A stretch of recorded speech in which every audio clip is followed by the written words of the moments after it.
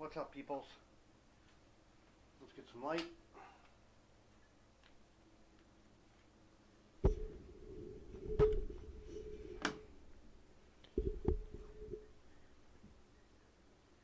Got this all set up.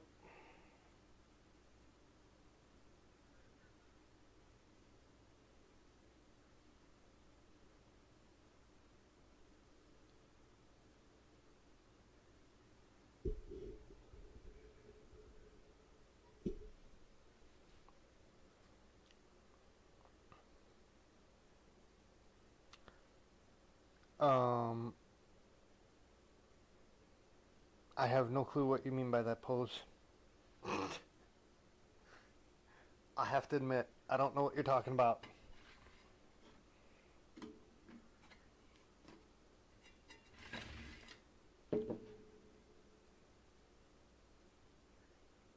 Oh, don't worry. I'll be on for hours. We'll probably be running all night.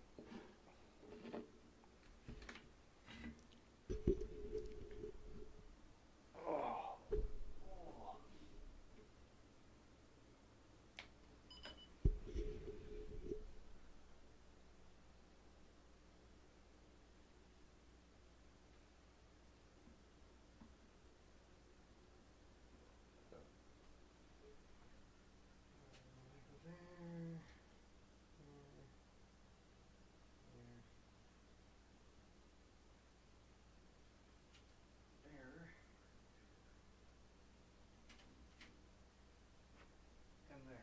I think that's right.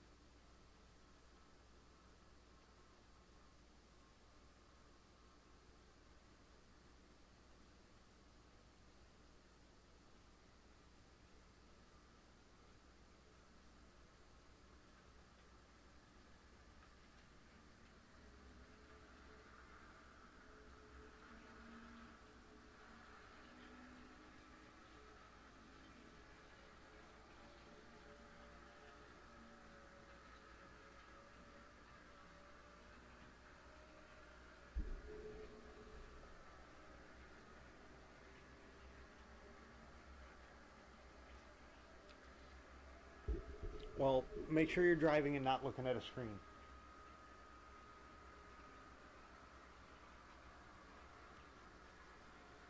That would be bad.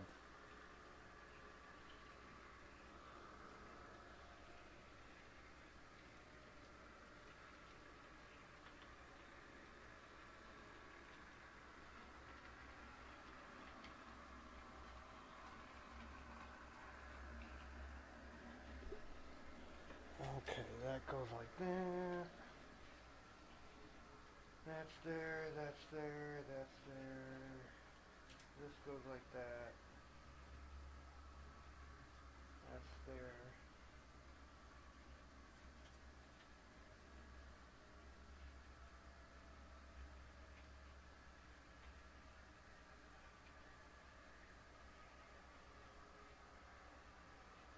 Uh,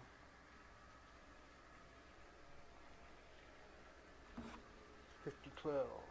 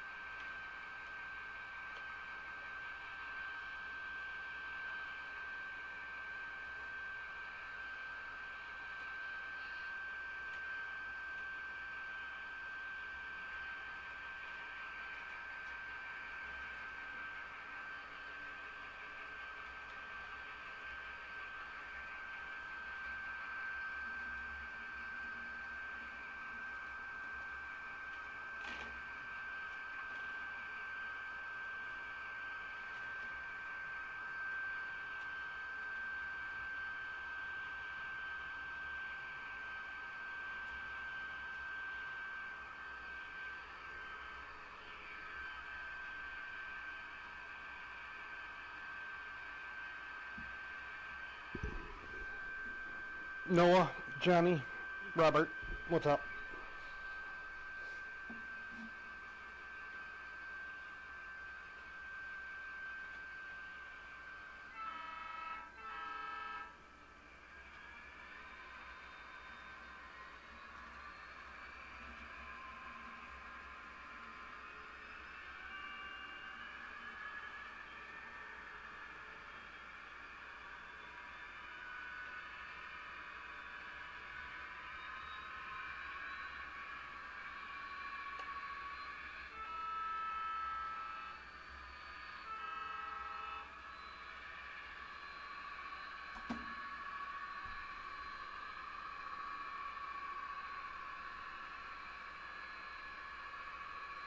Honestly, it's like all the freight cars I have right now.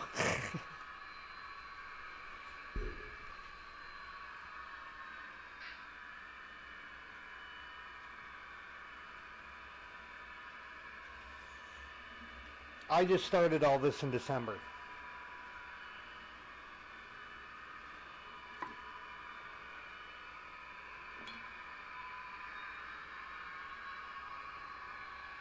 Uh, all of them are pretty much everything I have is relatively new. The Santa Fe cars, they're from the '60s. No, the Concord cars are old, and so are the Roundhouse. The cabooses, the freight cars,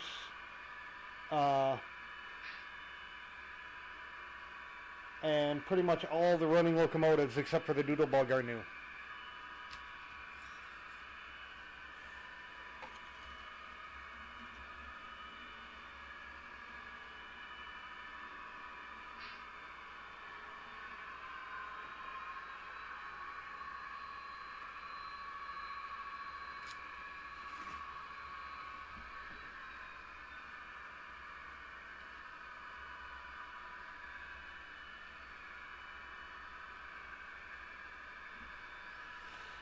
I wish the Camelback was running. I really did.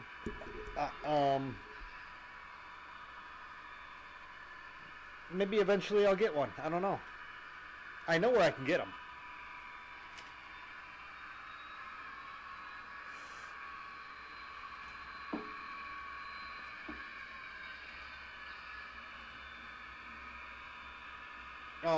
That whole GP30 train is... What would the oldest thing be? About a month now. And the oldest thing on that train would be about a month and a half.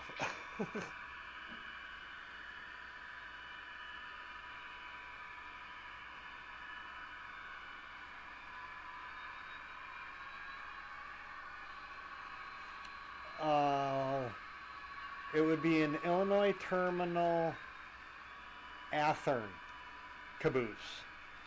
The box cars are Bowser's. The coal cars are BLI. The locomotive is BLI.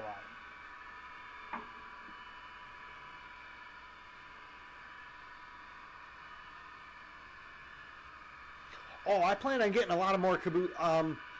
Well, I got my old original, like 1990s Athearn Blue Box kit. Bankruptcy Blue, the Rock Island, on my Mao train, which you can barely see. You can see like the very edge of the coal, or the crane here. And then I got two more cabooses. I got a Frisco, what would it be, a Wide Vision? And then an old squat cupola New Haven. The Doodlebug is a Bachmann. The Santa Fe, you can just see it at, in front of the roundhouse thing, the red nose. That's Bachmann 1984. That's about it. Oh wait, no, the crane car, that's Bachmann.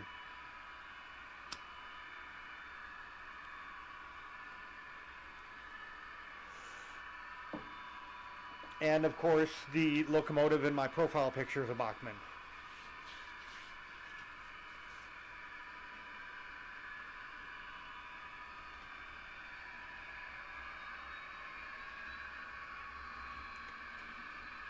So bad news about the Switch, it was refunded. They didn't have any. So I had to buy the very last one off of eBay from Japan.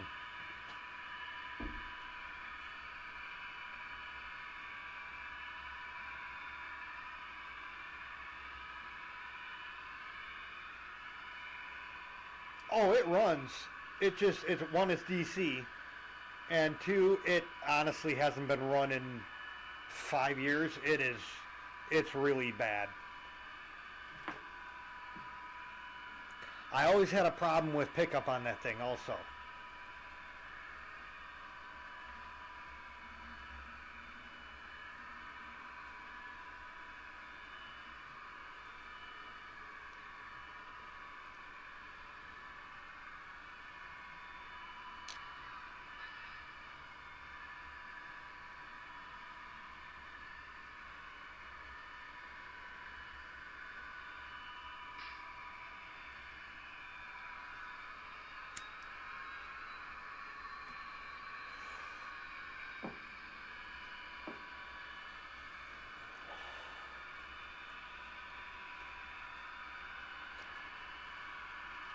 I'm actually starting to think Kato is getting out of the HO market.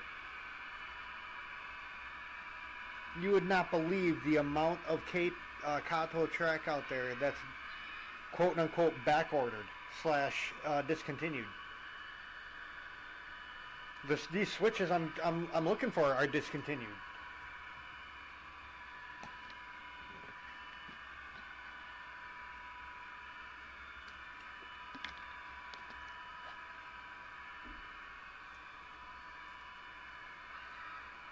I like Bachman.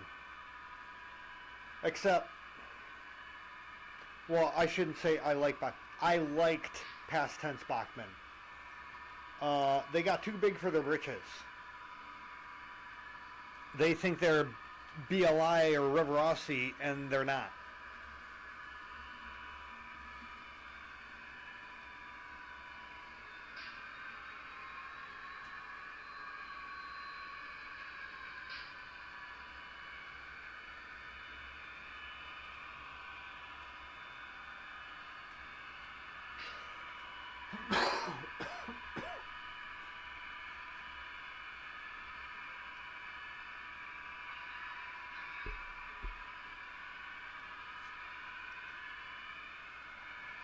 I still need to get the doodle bug worked on. Because for some reason, when I put the DCC chip in, it controls everything except for the passenger light. That's always on. And that annoys me. I don't know how to get it off without like just cutting the wire.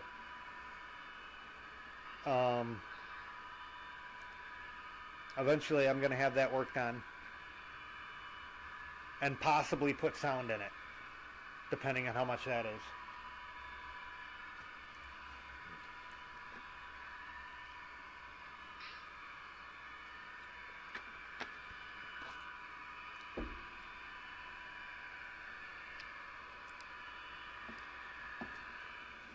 Even though diesel sound is quite annoying.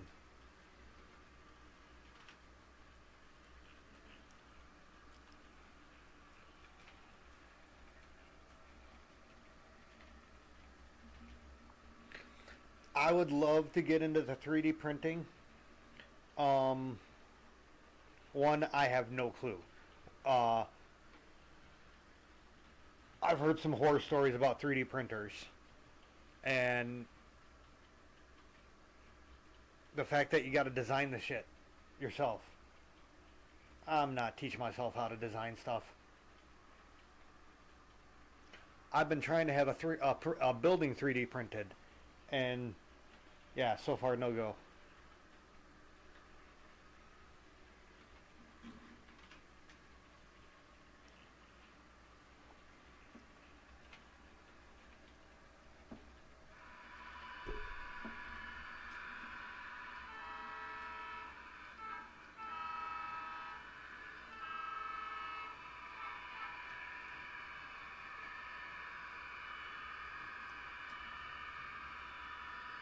Oh, that's cool.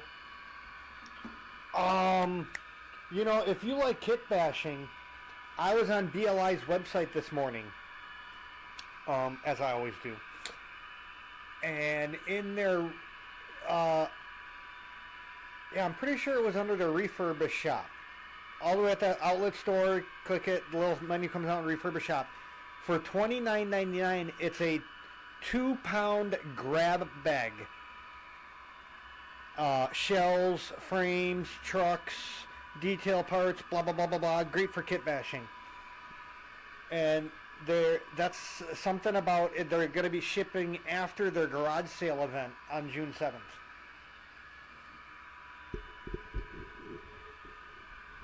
Yeah, I've heard that, but um, one, from what I understand, there's like multiple different files, types, and each printer has its own file type or some crap like that. And two, the building I want isn't even designed yet. I want a representation of the uh, substation that's still standing in South Elgin, Illinois, that used to be called Clintonville, for the Chicago or an Elgin. Right now, there's a model train layout club in it since the 50s.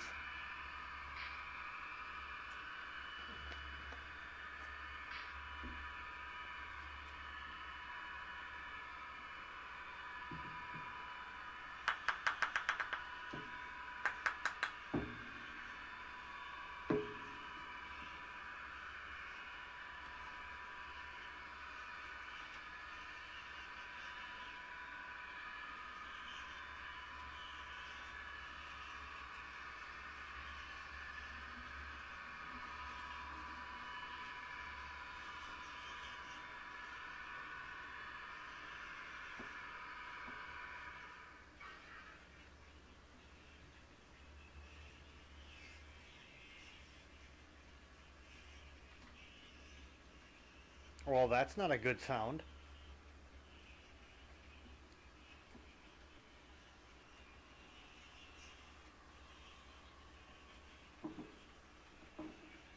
Yeah, that's the UP doodle bug.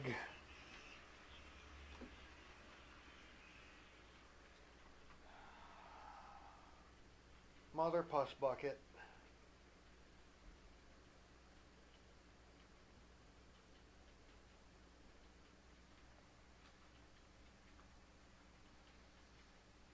Mmm, interesting smell. Not burned up smell, just hot smell.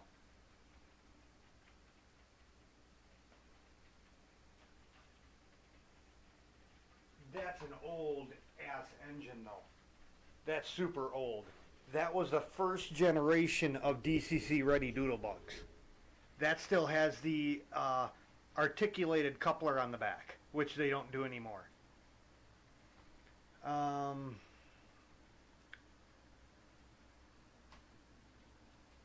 okay, what do we want to do? I'll run that one for a little bit. Yeah.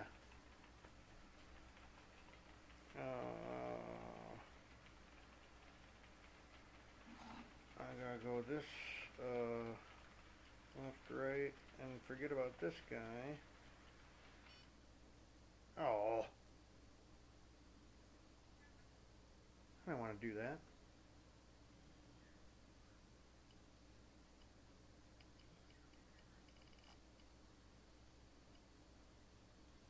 All right.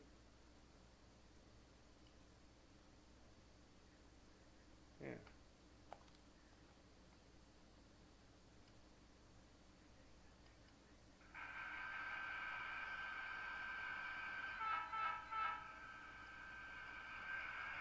Oh.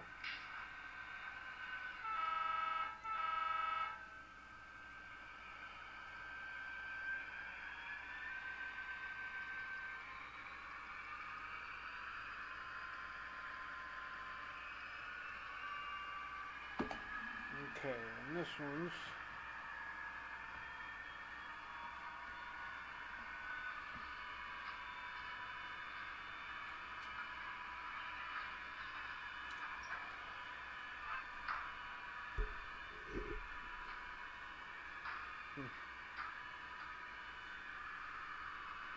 Honestly, I don't run that. This was the first time I ran it in over a month.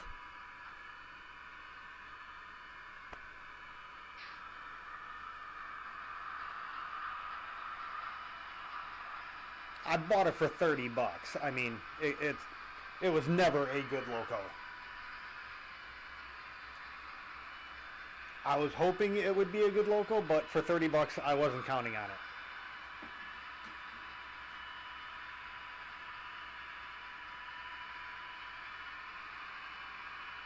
Yeah, DCS 52 with a DT 602.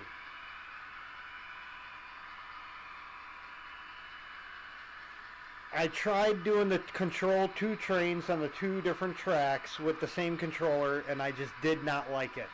I like to have access to both throttles at the same time. I don't want to be switching between addresses. And now I can do 3 locos.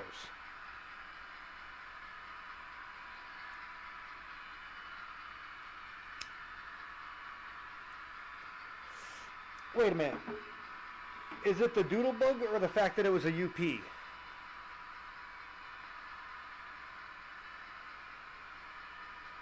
Because if it's the fact of a UP, I can get another UP on this rail in like less than 5 minutes.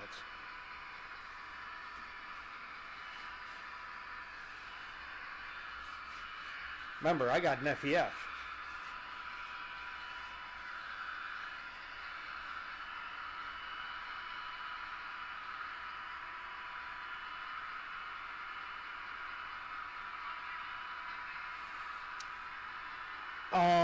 It's a definite learning curve between the DCS 52 and a DT 602. The main thing is starting a locomotive.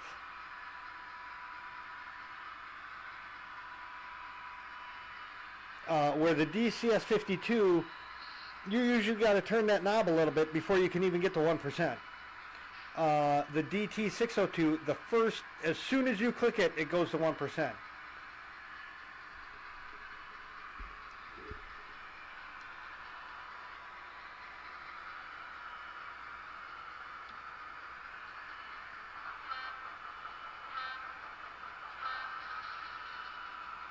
What up?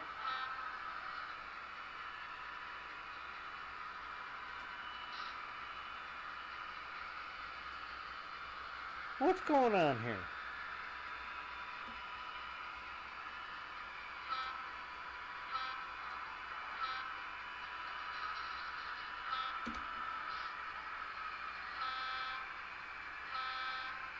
Man.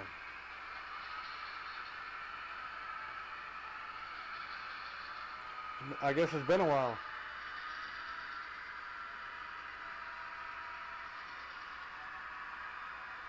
Yeah, it just plugs right into the back of, like the telephone cord. What do they call it? The LAN cord thing? That's what it is. And the DT602 has 2 throttles that are, I shouldn't say 2 throttles, 2 different throttles that are active at the same time. When you're switching on the screen between the left and the right locomotive, the left and the right knob are still the left and the right knob. It's not that if you're on the right hand locomotive, you have both knobs where you can use it left and right. No. The LocoNet port, yeah. So with the 52 and the 602, you can control 3 locomotives at the exact same time.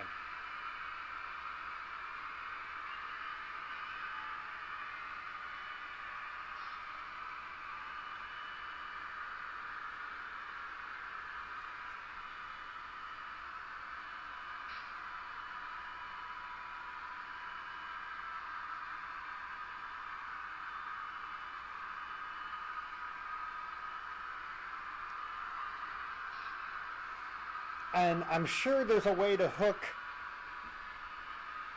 because what is it? The DCS 52 is a 3 amp system.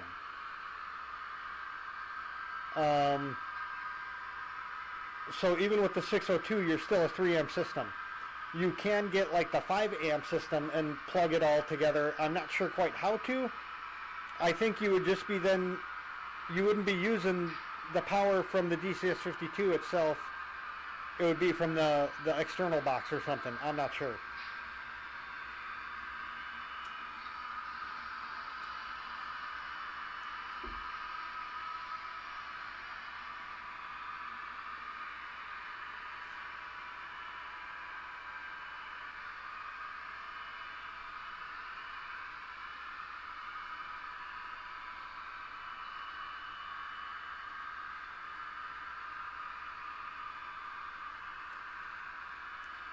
Honestly, for the Doodlebug, I didn't care what it was.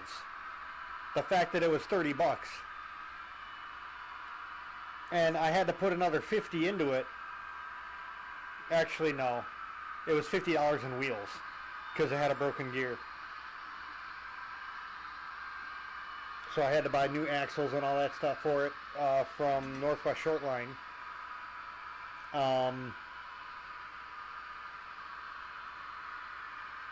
And then, what was it? I can't remember what the hell the number was. 146, I think it was, decoder that I plugged into it.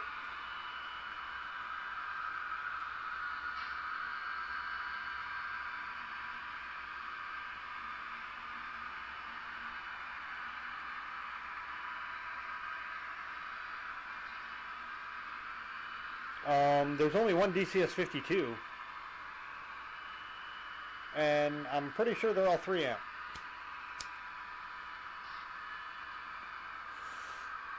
Unless at one point they did a box set with the 5 amp booster thingy, and maybe then the box would say 5 amp. I don't know.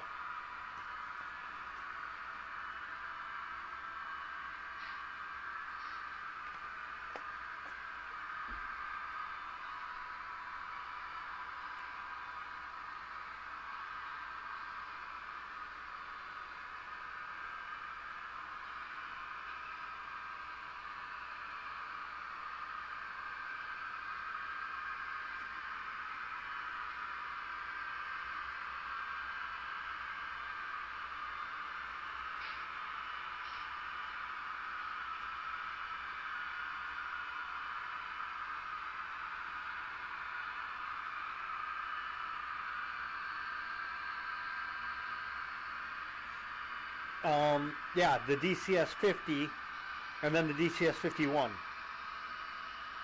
I believe the DCS 50 and the 51 both look the same, and it did not have an LCD screen. It did not have an LCD screen. It had an LED number display screen. It also had rounded buttons. Little round buttons.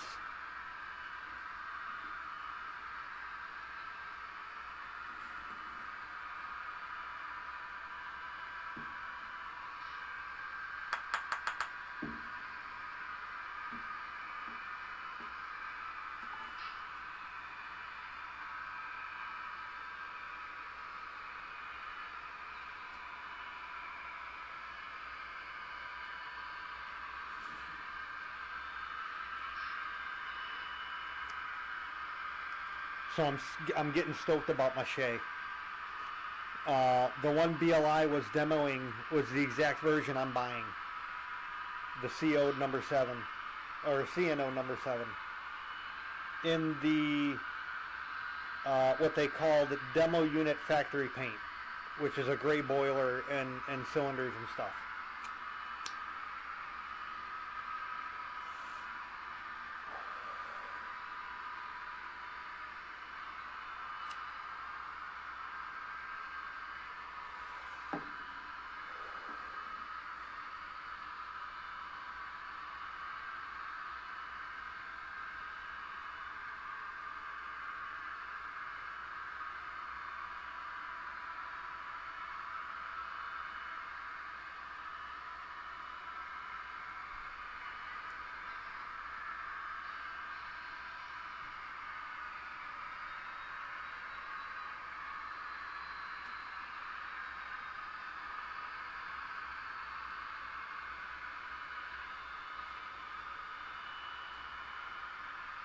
Class D, yes.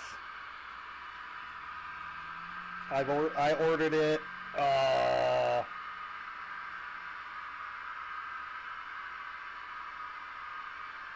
Shit, a couple months ago, in fact.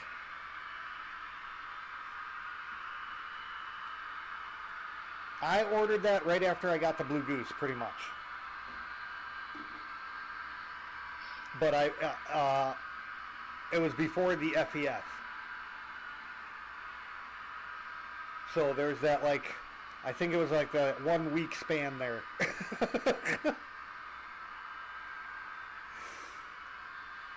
I also got the club, the 2025 Club Loco ordered. The CSX Western Maryland Heritage Unit. And I bought that only because it was so cheap. It's not even going to be on the layout. It's going to be, once in a while, I'll put it on the layout as a visiting engine. Because it's just too new.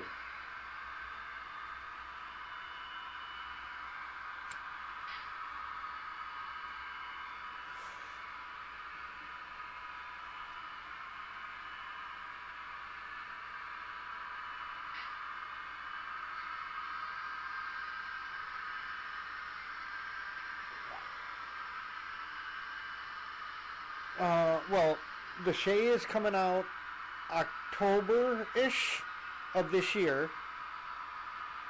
The Club Loco is coming out December-ish of this year. So I'll give it to like April of next year.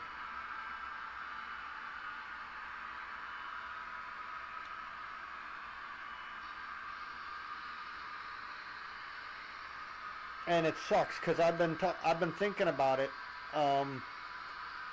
The one BLI engine the one non-BLI engine I was gonna buy was gonna be a Walthers Lifelike Proto Steam Heritage 080. Gorgeous locomotives, really beautiful. Because I want a smaller steam engine. And then I'm thinking, well, for the same price, I can get the 060 BLI coming out later this year. So I don't know if I want to do that or the BLI 060 or the Walthers Lifelike Proto Steam Heritage, which is an old loco. It's like from 2000.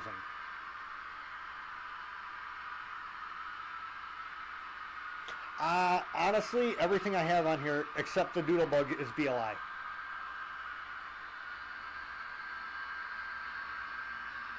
GP30, NW2, the EMCEA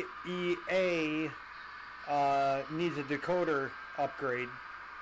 I'm going to send the Paragon 3 to them, and they're sending me a Paragon 4-1. The Centipede, FEF, the Daylight, the Blue Goose.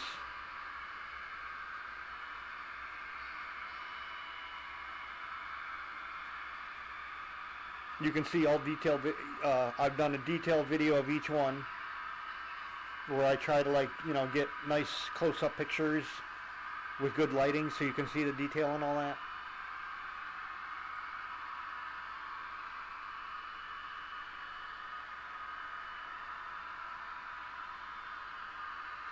I like BLI because, man, they got some of the best damn customer service I've ever seen in a damn company. I swear.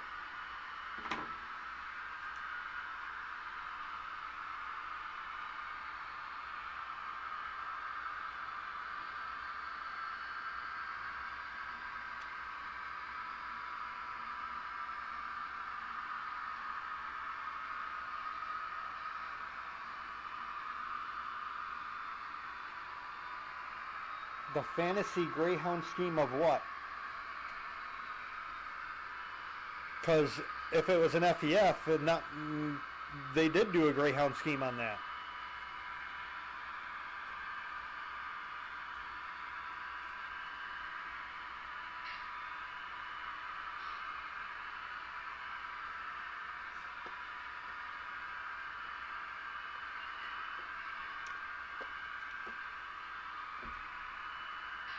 Yeah, that's the one that's the club loco. The 44.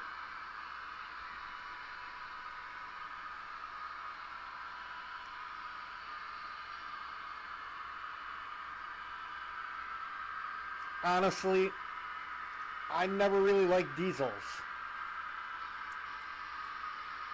I'm a steam guy.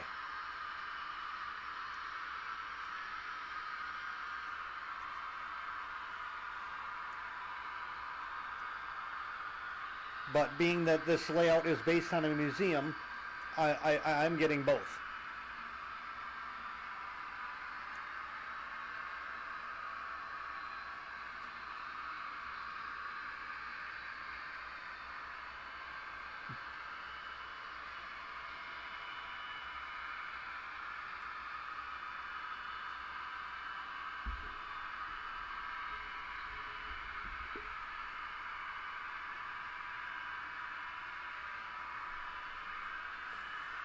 I'm just happy I don't have my first locomotive, my first BLI locomotive.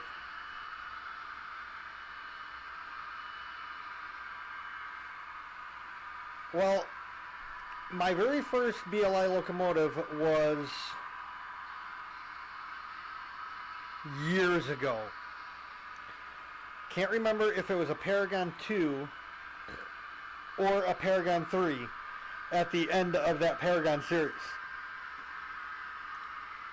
Because a couple months after that, they introduced a new Paragon series of either 3 or 4. But it was the cab forward, the AC, maybe an AC4 or an AC5. And honestly, the second locomotive, which is the first locomotive I bought for this layout, was the most expensive locomotive I've ever bought, which was the Blue Goose. Only because I bought it in with no discount, so full MSRP, and I had to pay crazy Cook County, Illinois taxes.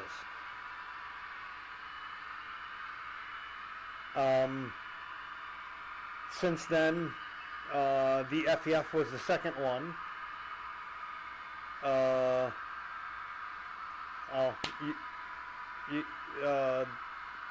Honestly, my favorite diesel has to be the Centipede. It's 13 inches from coupler to coupler. Her nickname is Big Chongus. It's such a big chongus it can't run on the inside line because it'll crash into the other trains because of its big old chin sticking out. It might be a big chongus in size, but it's not a big chongus in weight. That Blue Goose didn't even hesitate. It stopped that diesel and pulled it backwards.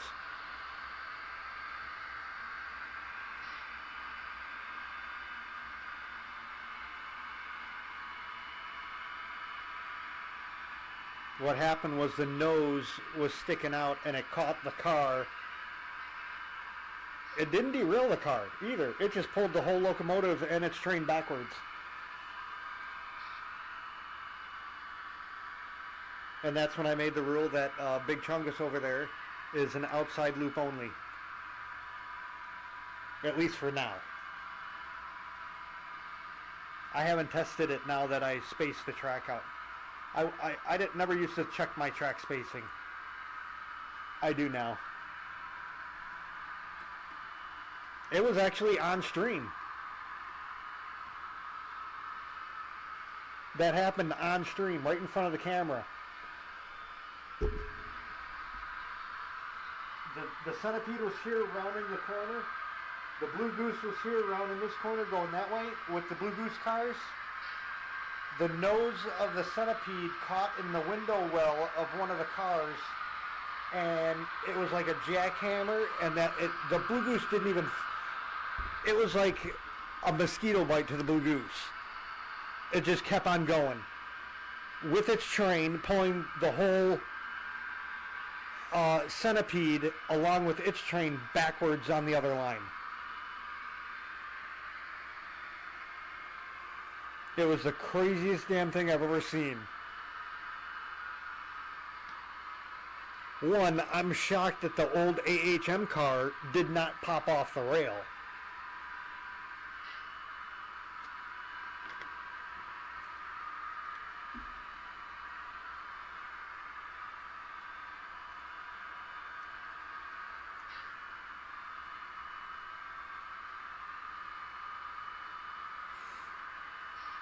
It's called ballast, Posiwi.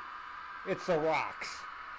And what that does is, how do they do it? They make the ground all flat, and then they lay the ties down it and put the rail on it. And then they fill all in between with gravel so it doesn't move as easy. It almost acts like a foundation to it.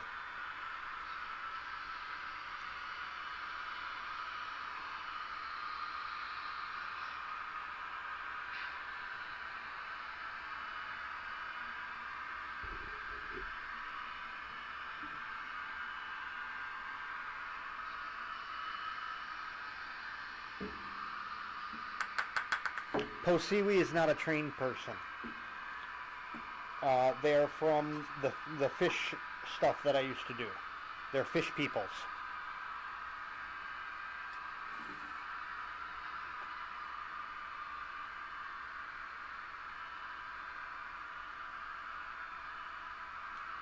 Well, see, that's what I was thinking was going to happen. Or at least it would have popped the car off.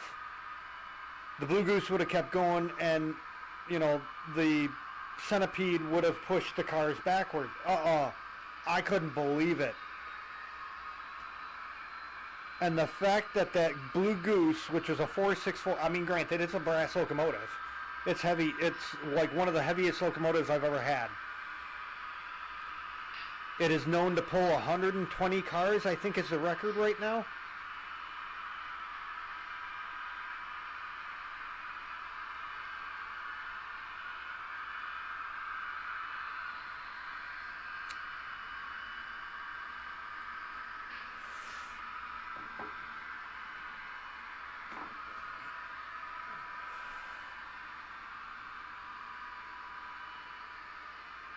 I was kind of pissed at I was kind of pissed and worried because it was actually the test run of the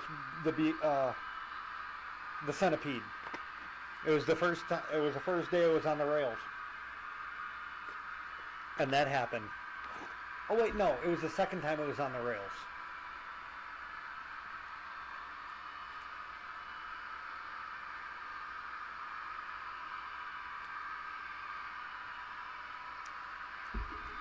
And then I got a bone to pick with Walters.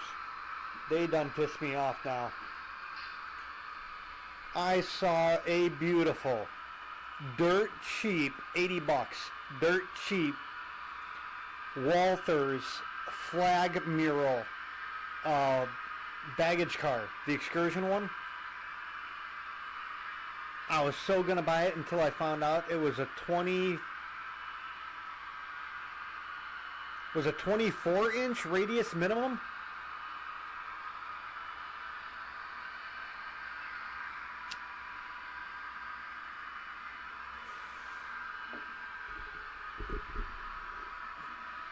And I laughed to myself and I said, that's why body-mounted couplers suck.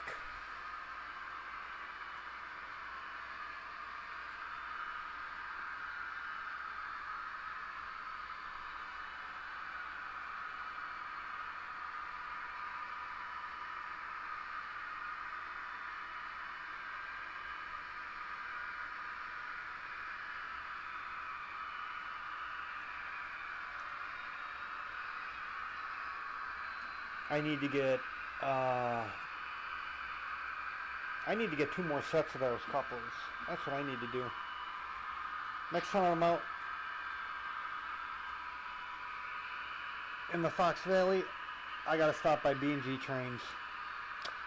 Because, shockingly, they're the only ones that have these damn things. Lombard doesn't carry them.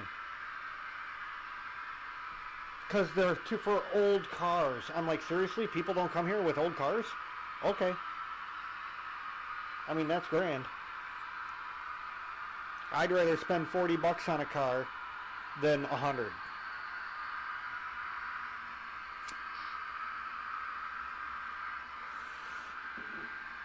Although I am going to be spending 100 on a cart shortly.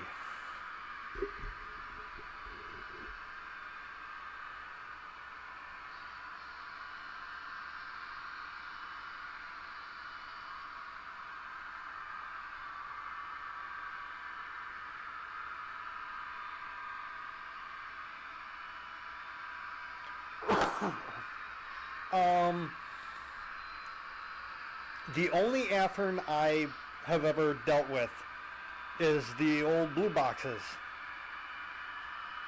I have never dealt with anything DCC Athearn-wise. As for their cars, I bought the car set with the extra car. You know, I dropped a good chunk of money on that, and they eventually fixed it. But originally they said I would have to buy all new wheels.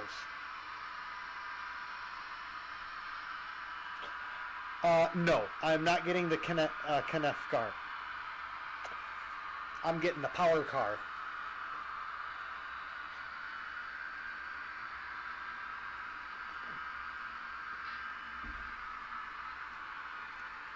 Now, if I could get it that's not UP, I would. But they're only coming out with it in UP, so. But I definitely need a power car, because what if I want to pull a passenger train with my GP30 or the switcher? This is a museum.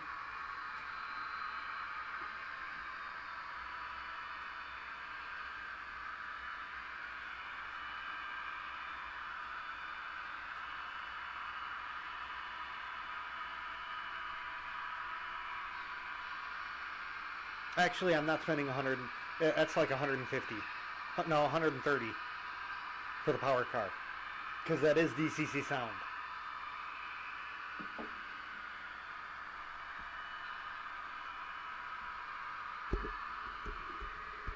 I almost got the George Bush car. I almost did. I actually went there and I had it in my hands.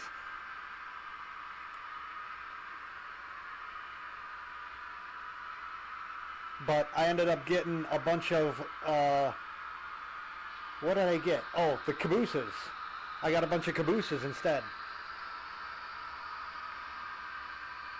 For, you know, instead of spending the $100 on a single car, or it was like $110 on the single car, I bought a bunch of like $20 cabooses.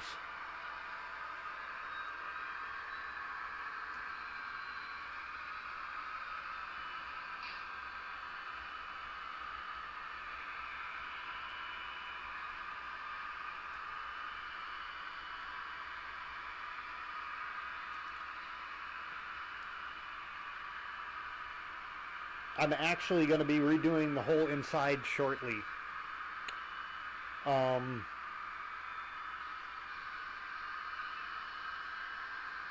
Because those switches are being used somewhere else, along with being spares.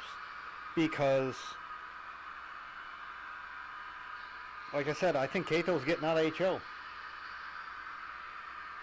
Plus, because I'm doing a roundhouse and a bunch of the Walthers buildings, I got to go to Flex Track anyway for that stuff. It just makes it easier.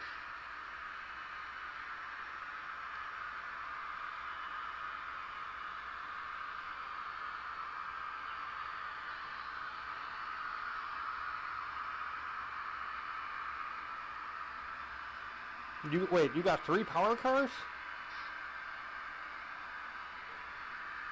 They don't even have those out yet. You don't have any power cars from them. Goofy.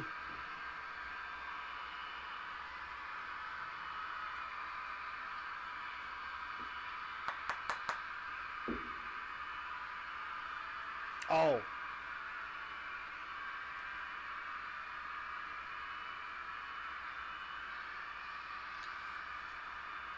Honestly, my favorite caboose that I have right now is actually from Atlas, not Athearn. The 2 that's on the rails, the blue one is an Athearn blue box from the 90s or 80s or whatever. The green one is a new one that I just got. The Frisco is a new Athearn that I just got, but the New Haven is the Atlas one, and I actually think it has more detail.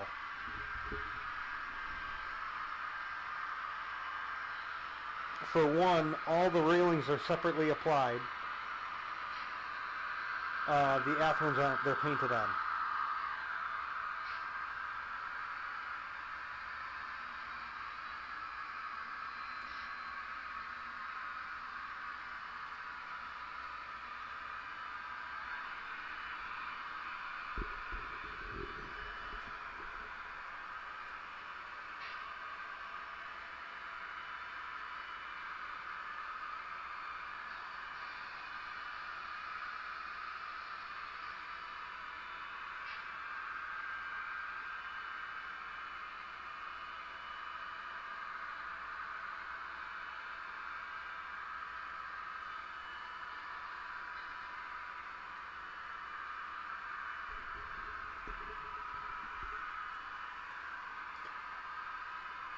Honestly, that is an old what I believe is an old Centralia Car Shop's caboose.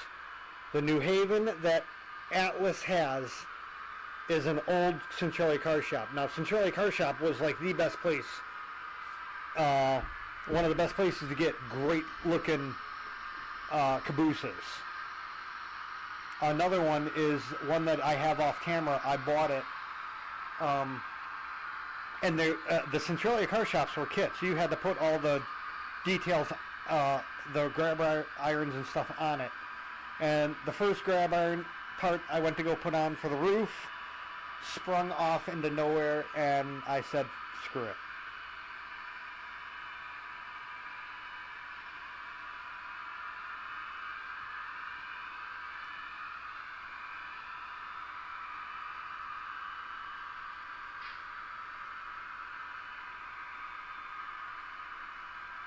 That, and you can't change its couplers out because they're glued in somehow, which kind of sucks because the couplers on it really suck. But the model itself is gorgeous.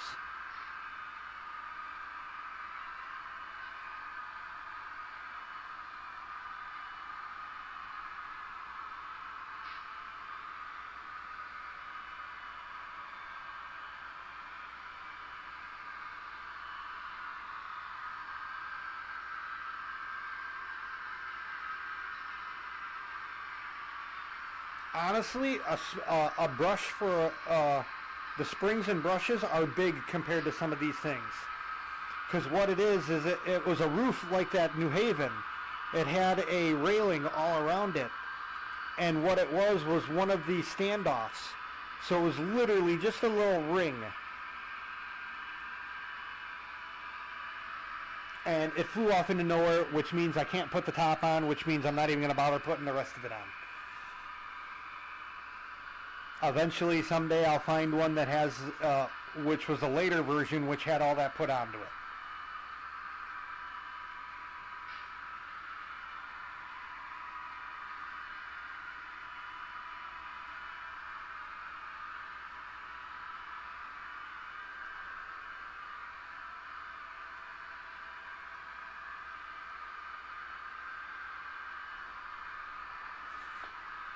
So I'll give you a choice. FEF, GS4, or Blue Goose.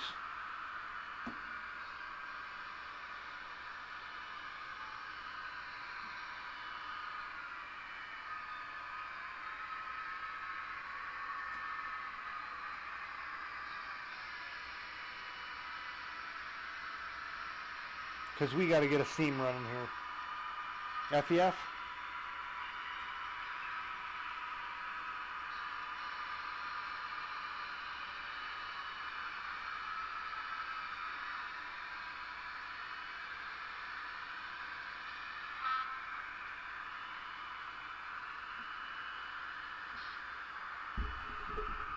Good choice, because the FEF is pointed towards the camera as it's coming down, so you get to see its Mars lights and all that crap.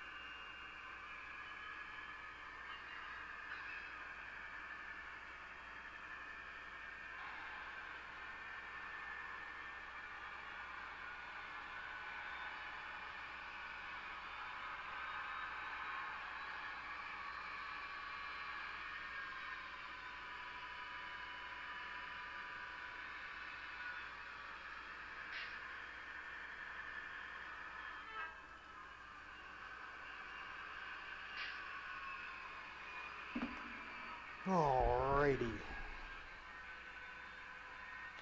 Let's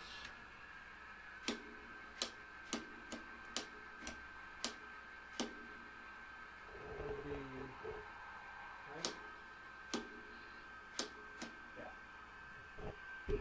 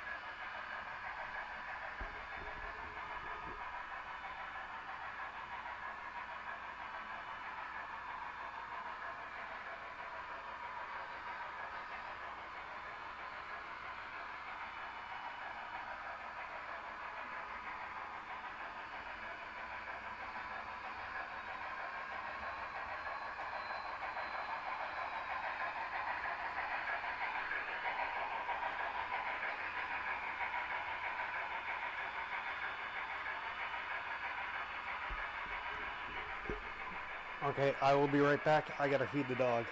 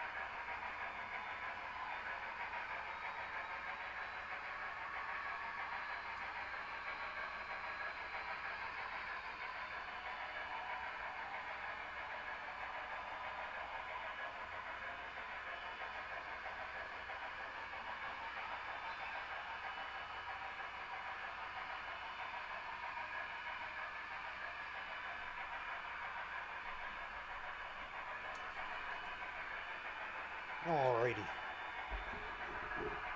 Old butthead's eating.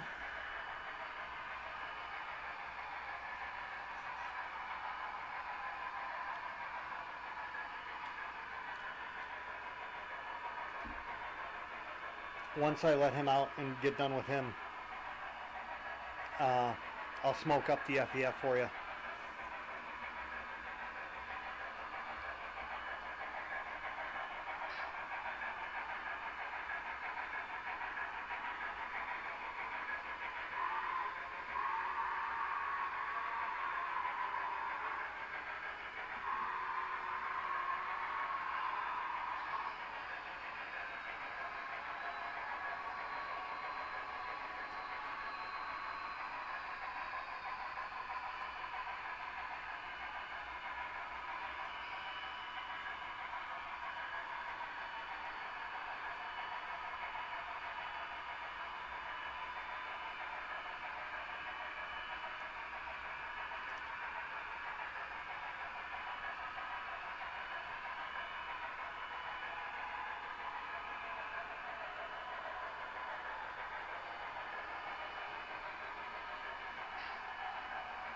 Yeah.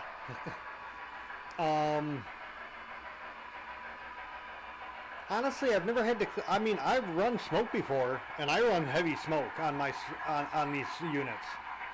I don't have any cleanup from it.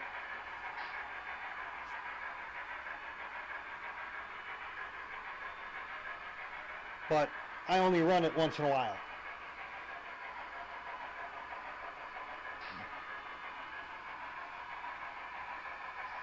Because honestly, if a steam engine is working right, it doesn't make any smoke anyway.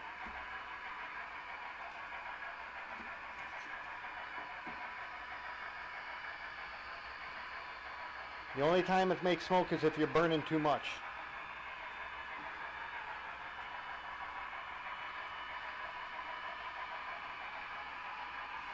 Well, on my BLIs, I reset them. So instead of when you turn the locomotive on and the smoke being there, it's automatically off. I have to turn it on. That CV 246 is set to 0. Don't quote me on that. I would have to look that up. I'm pretty sure that's what it is, though.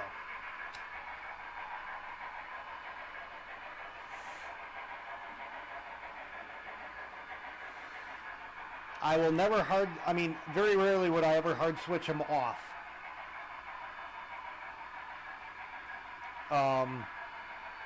But I also have to watch out what kind of smoke I use.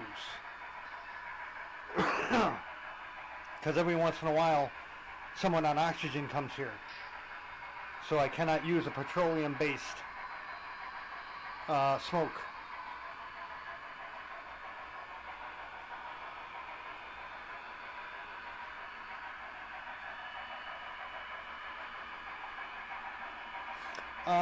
I think I will get into that in about 5 minutes when I get back from letting the dog out, because he just finished eating. I don't want to get into that and then have him wait. I will be right back. Let's go.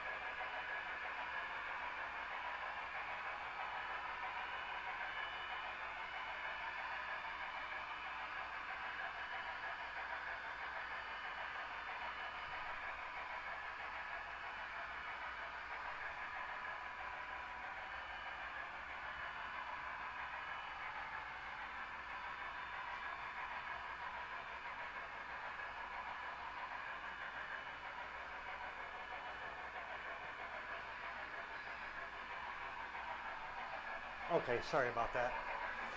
Oh, get a dog, they said. It'll be fun, they said. Stupid.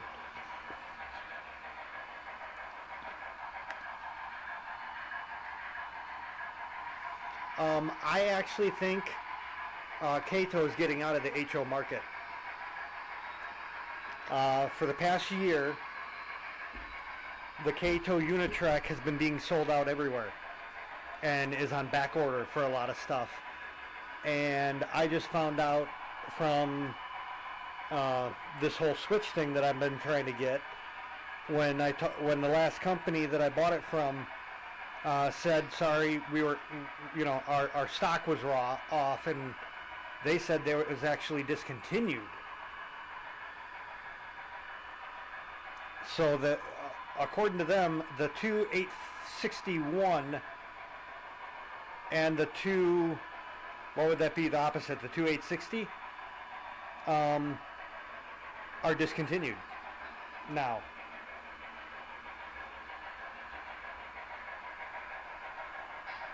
So luckily this last piece of track that I just bought from Japan, which was the last one available anywhere that I could find, is the last track I would need for the main line.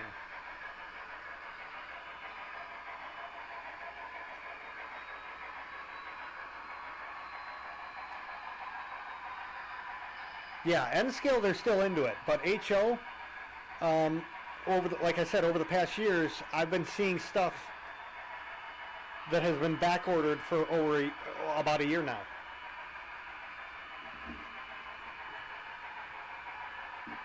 It has nothing to do with the tariffs. It was, obviously way before the tariffs and stuff, so I mean, I hope not. This is the best shit you can get.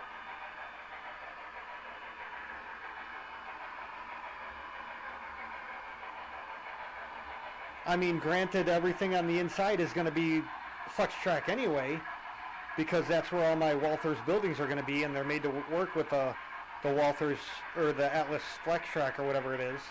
So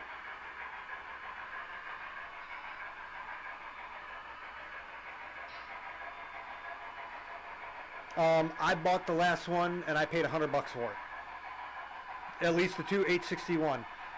I know a place I can get 260s.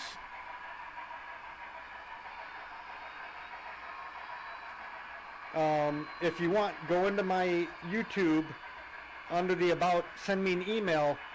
Just type in locate. What do I want to? Location of two 860s, and I can send you a bunch of hobby shop links. Because I'm finding 8260s everywhere. What I'm not finding is the 261s.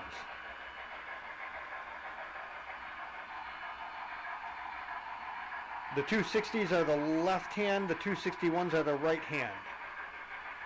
I can find the number 4 switches everywhere. But the number 6 switches, no.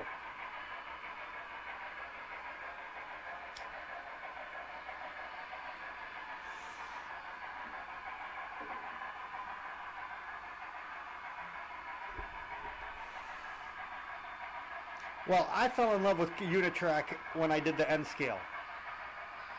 And their HO stuff is just as good. It's actually better than Flex Track.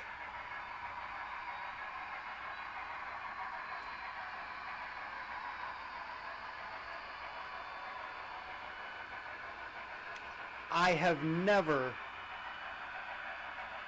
had a track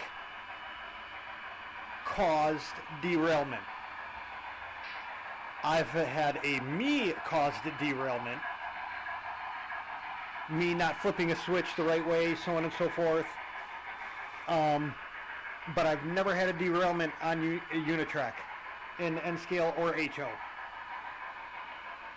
And that's why I decided this layout, I'm actually going to do the mainline in Kato track.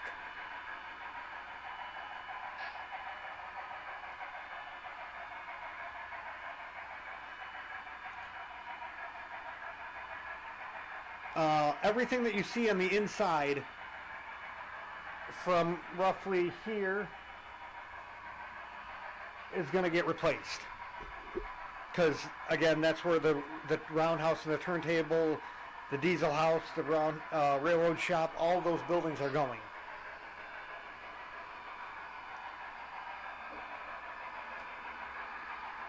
All this switches and stuff will be moved over to the leg, which you don't see yet. And that's just going to be a yard for the passenger, pretty much all the cars that you see on the layout.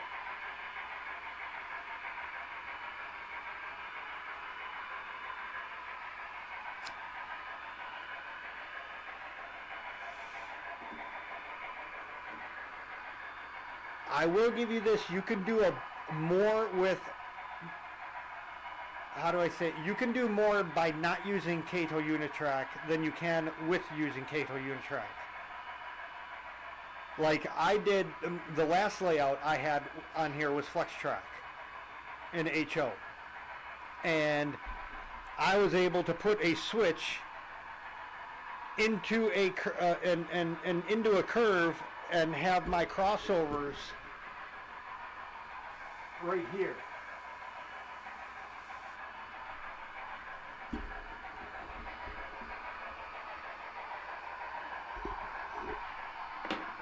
And it was a nice look. It looked great doing that.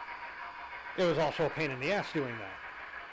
I had to work on each crossover for probably a good couple hours before it ran good.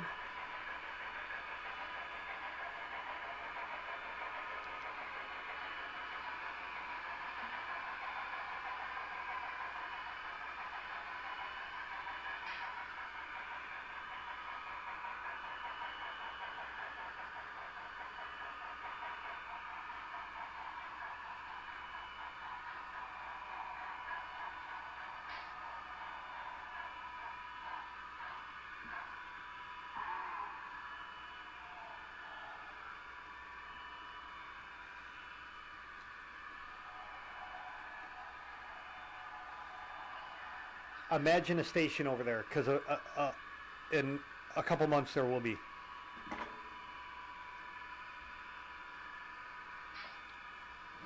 I can't wait to start on this station.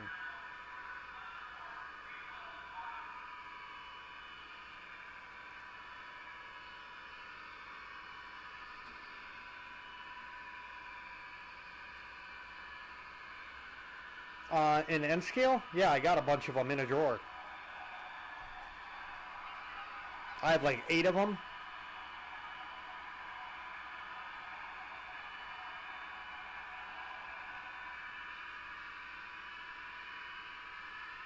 Oh, I would assume it's the same.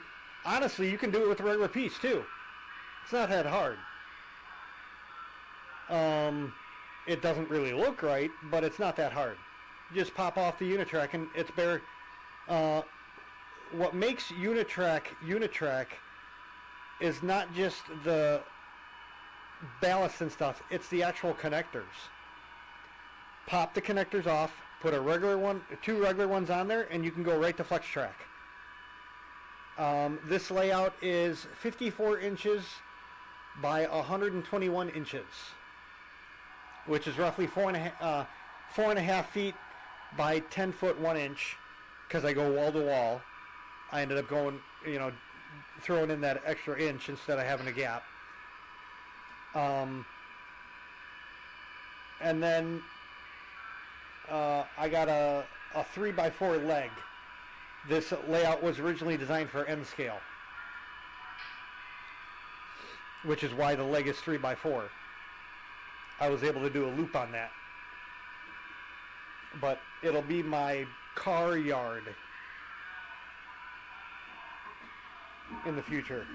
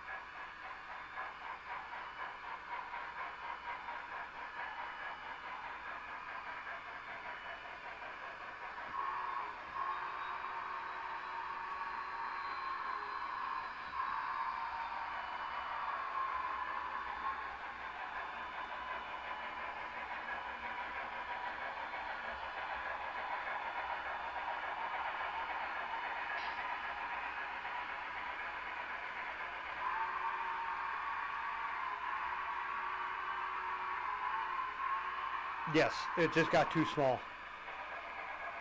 And it would have been a fortune. Oh my God.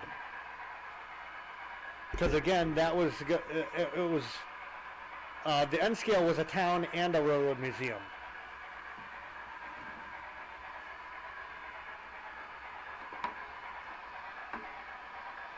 I've always liked the idea of a railroad museum because one, I can get away with saying it's a closed loop and having it make sense.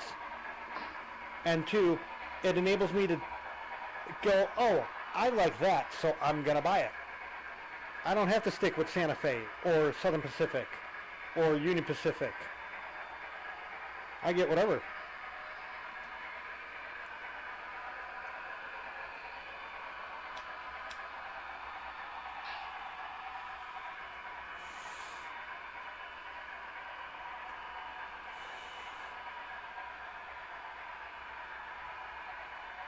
I do still have some N-scale stuff left. My Bachmann 060, my very first N-scale locomotive I bought. I have an old, it doesn't really run because it hung up on a switch and melted some parts, but I got an old Concord J3A 464. That's a Great Northern. And in the front room, in a little display next to an actual steel metal cast iron part of the Chicago, Milwaukee, St. Paul roundhouse that was in Bensonville, Illinois, I have a GP9 Chicago, Milwaukee, and St. Paul Pacific locomotive that the decoder blew on it. So it would just need a decoder to run again, but it's just sitting on some N-scale track in front of that piece that I picked up from the ground when I went to go take pictures of the old roundhouse. And, well, the old turntable. The roundhouse was gone. Now the turntable's gone too. It's a parking lot.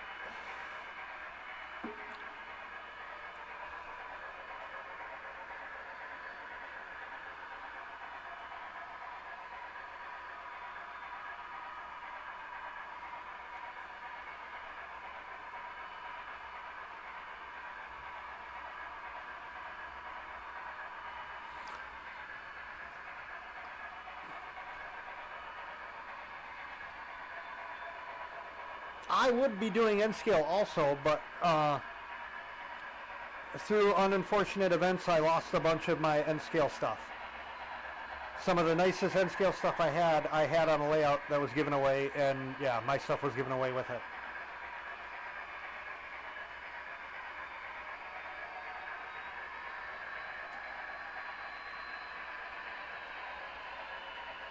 And it's not even run because the layout's not even up anymore. It's a crime.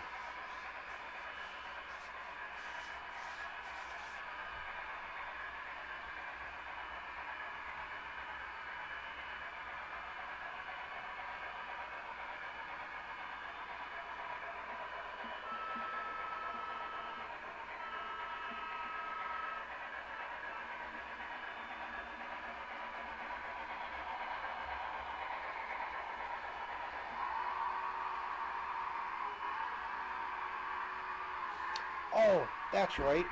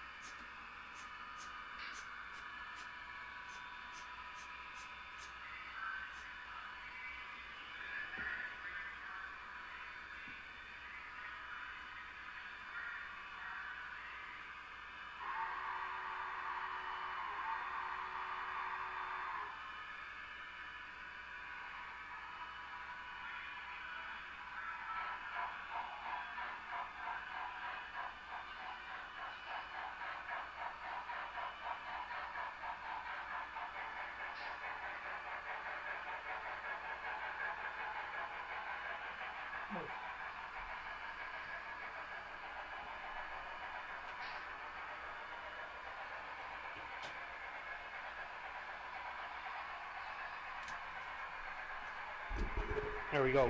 We're smoking it up now.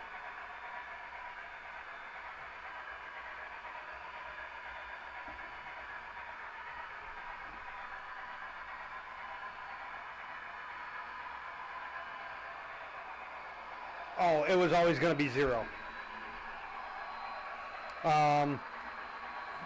Only because that would literally end up to be $200 and no one would buy it.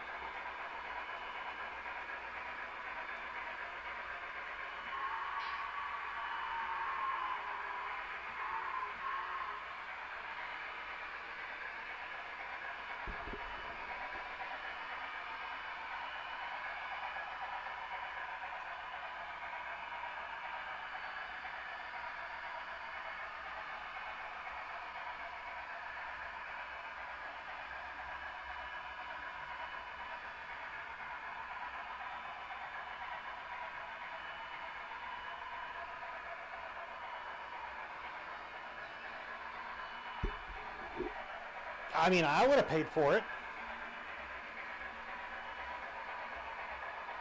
I honestly would have. For a double crossover, like the N-scale one, hell yeah.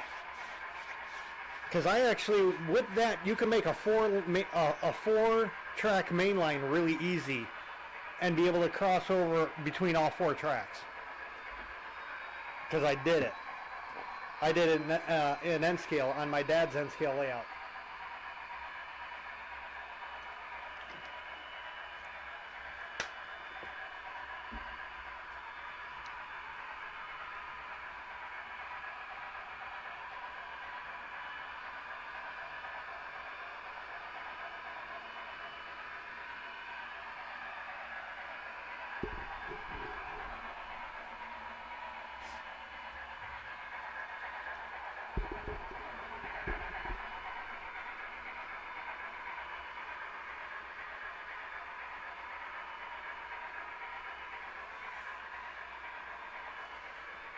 If I ever come across any 260s, I will let you know, though.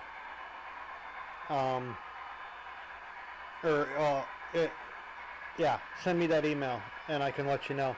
I'm sorry, 261s, because you'd probably be looking for both.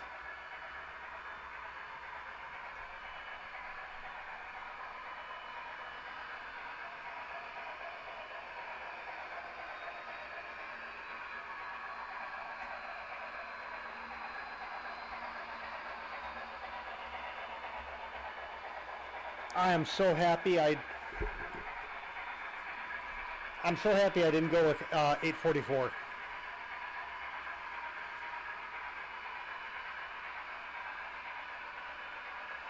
Hey, Canadian. Nothing, just running.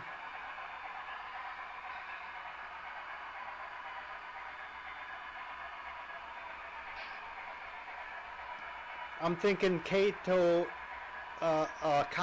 sorry, is getting out of the HO business.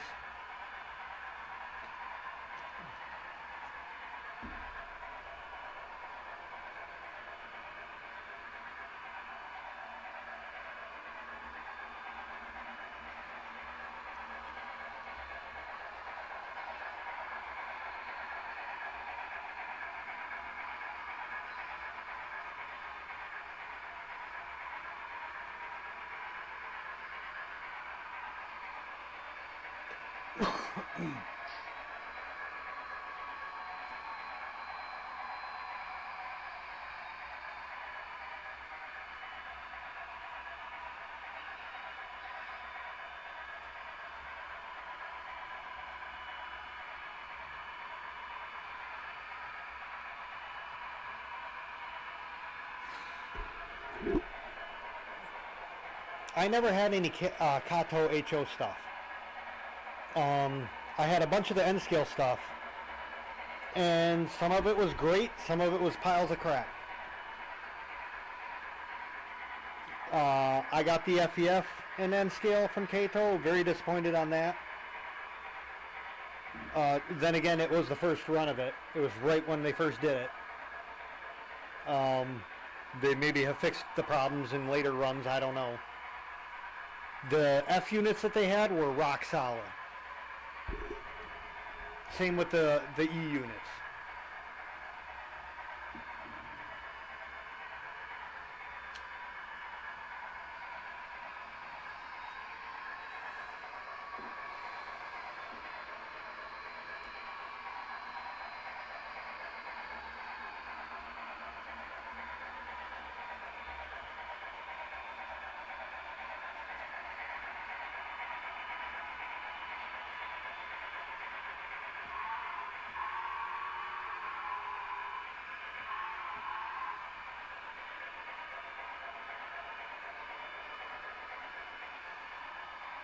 I have a feeling, yes.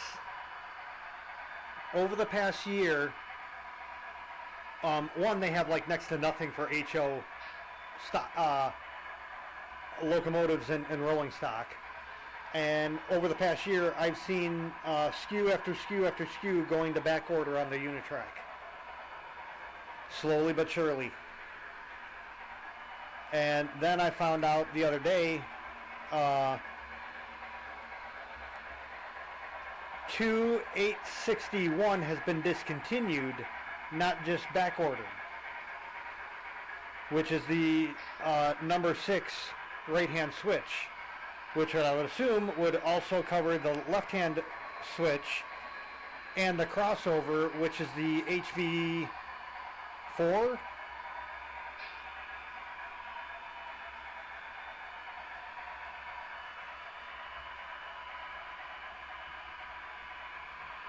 I hope it's not true, but it would be a blow to the industry. It really would. For the track alone.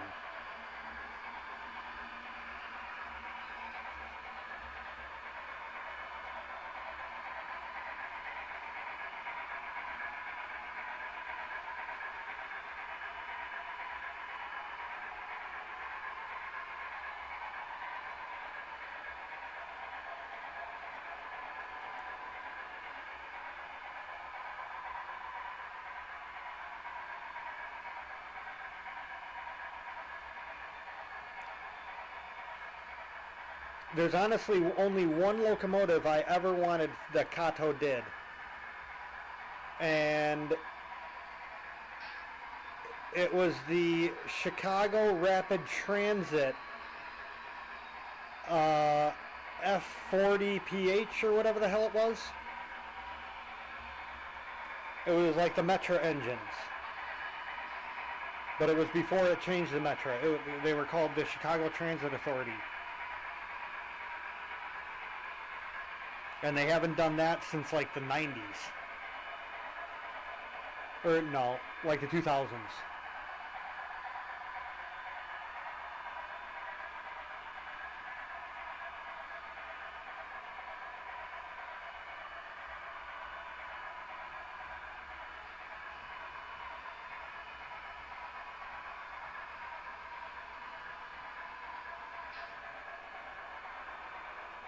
Oh, for sure. Kato could have ruled the industry 100%. But right off the bat, they screwed up with their N-scale stuff. They introduced the turntable and the FEF at about the exact same time, and the turntable was too small to turn the FEF. That was their biggest mistake right there in Unitrack. Their second was, well, I can't say matching the HO and N-scale track, because I don't think they should have done a turntable for the HO. Being that Walthers already had theirs established so much, the 120 foot. What I think they should have done was the 130 foot turntable. What I think Kato should have done was made that N-scale turntable the 130 foot. I had the turntable at one point. I ended up getting rid of it because I couldn't turn the locomotives that I was buying from Kato. That would have been used, I mean, yeah, it'll turn a diesel, but diesel didn't use turntables. The steam engines used the turntables. That's why they were there, for the steam engines.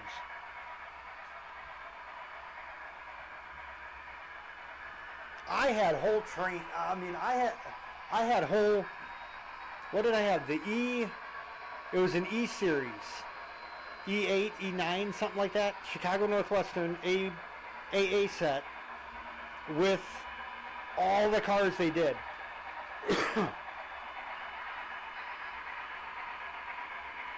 It was like a 14-car train or something like that.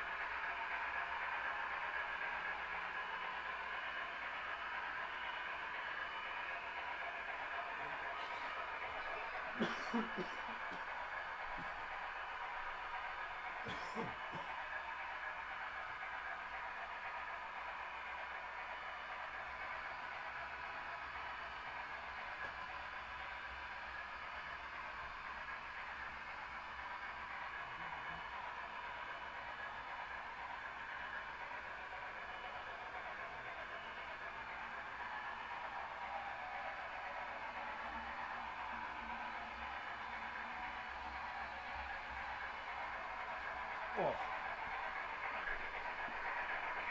I had to turn the fan back on. Whew.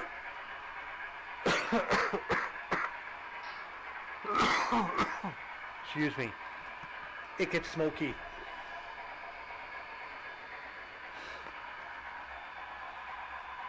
Honestly, right now, I love BLI.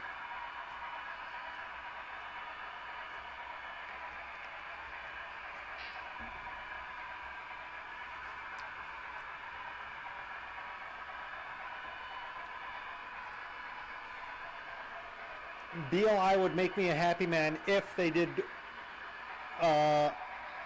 3 engines. One of them being one of the Blue Goose's sisters. The non-streamlined, pure black Super Hudson. And then, being that they're already doing the Shea, I want them to do a Climax and a Heisler.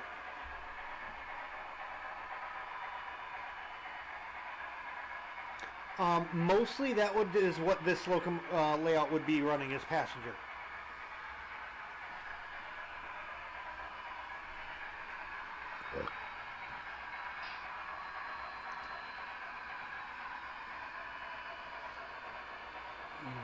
Oh. The freight is there just for show.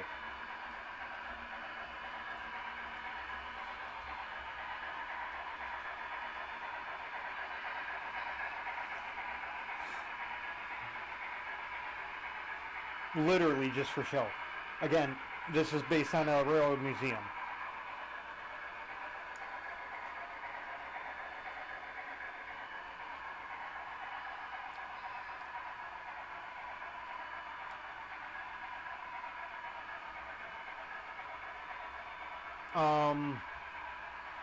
I have pretty much the whole Blue Goose car set from AHM.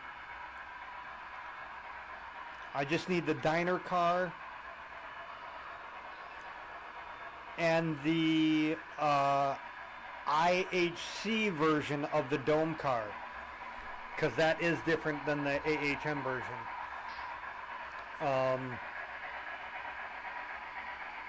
And I think that's like the only quote-unquote train I'm doing.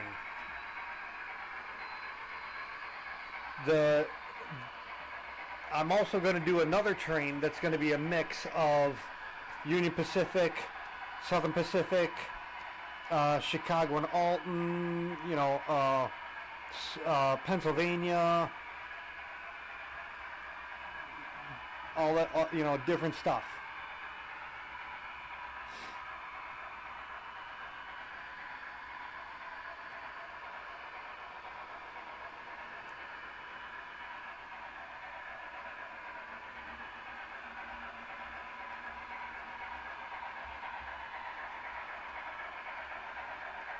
Yeah, I gotta change the sign again soon.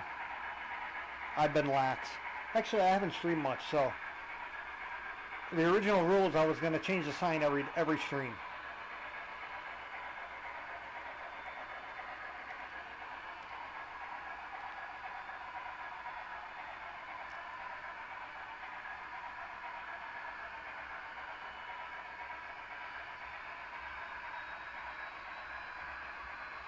That was from Menards. That sign, it was like 20 bucks at Menards. And it is lighted, although the light is so bright you can't see what the picture is on camera.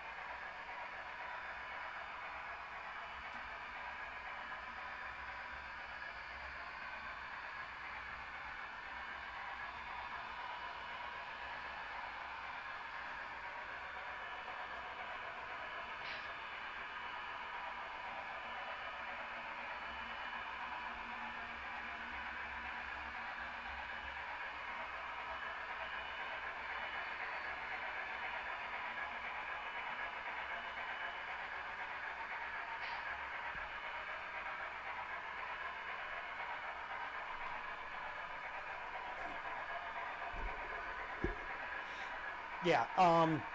The last time I had HO, I had the power cab.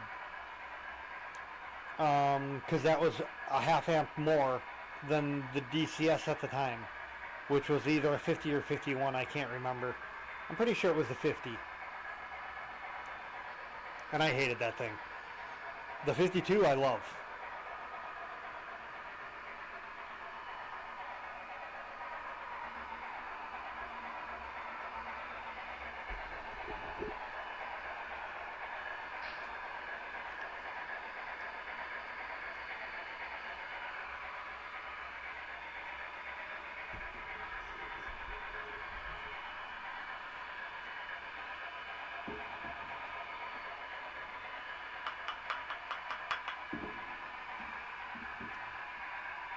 The only thing I would change is on the DCS 52, when you select a locomotive, it'll flash up the functions 0 through 9. You can hit the C button and it'll then show all 28 functions. I think it should do that right from the get-go. That's the only change I would make.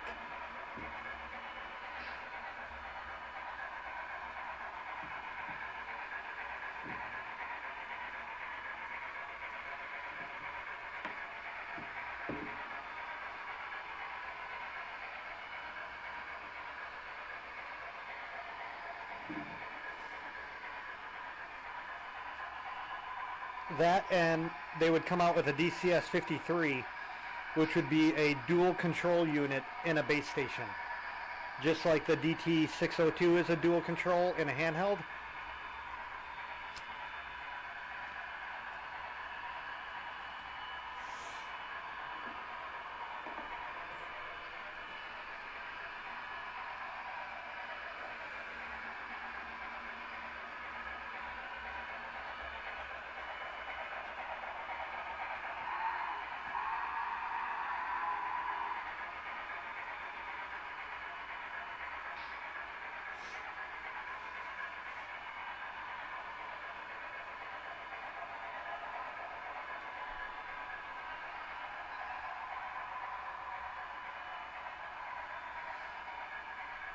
Honestly, you don't need a refresh if you do it right to begin with.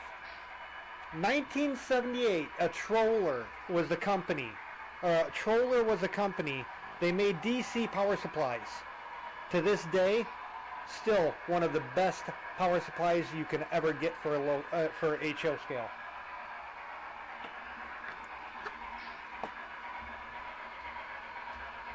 If you do it right, there is no need to improve. This kind of stuff should not be throwaway stuff, like it so commonly is. I remember when ESU had a system. Oh my God, everyone had it. Oh, it's a great system. No one talk. I haven't heard anyone talk about it since December when I came back.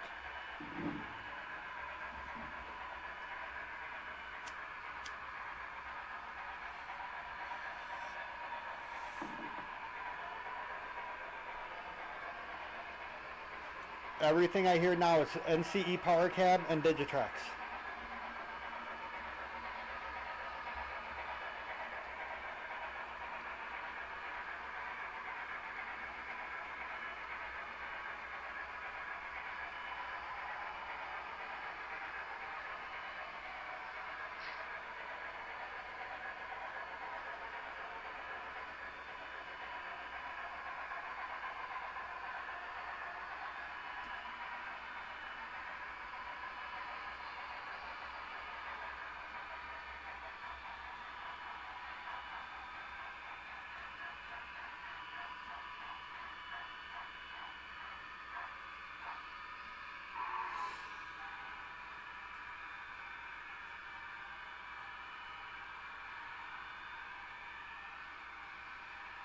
Cab control, that's what it was called, cab control.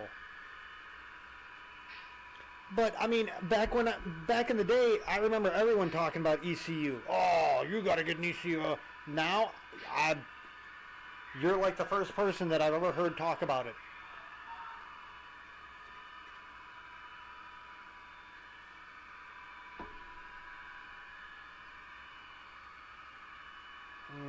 what about battery life? On what?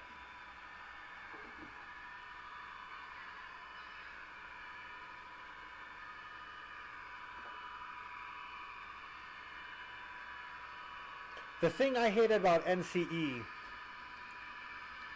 was the power cab's cord. They screwed up there. I hated that flat cord. I'd much rather have used the curly Q cord, but you couldn't use that without having the other system.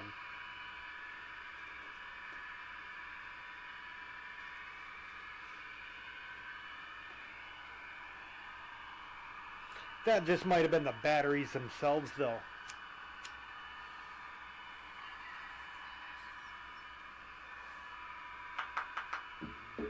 As a person with handheld police scanners,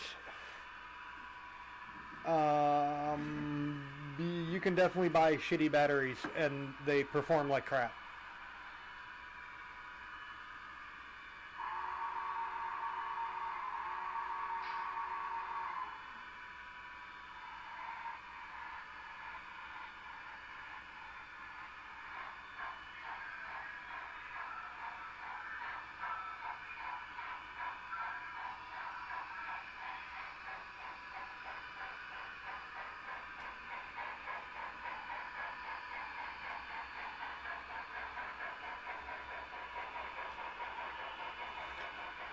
What I'm actually hoping happens is when I get my club member, the Club Loco, they actually send me the Rolling Thunder like they did last year's.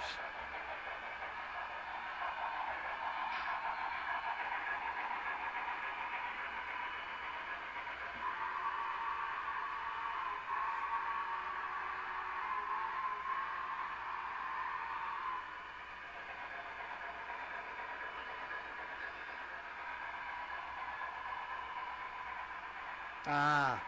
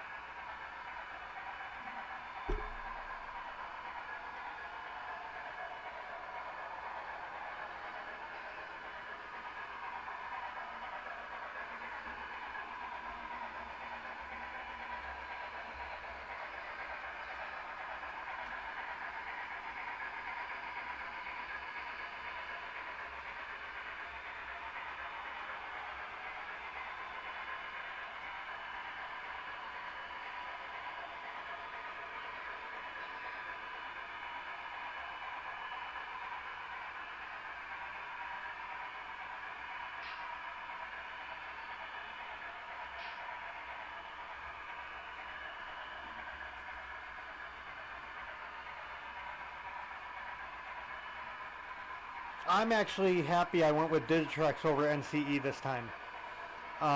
One, you get the NCE system is 2.5 amps. The DCS52 is 3 amps. The original DCS50 was 2 amps. So at that time, the NCE was more powerful, but now the Digitrex is more powerful. And that's all the name of the game is power. More power. Ha, ha, ha, ha. Oh, ha, ha, ha.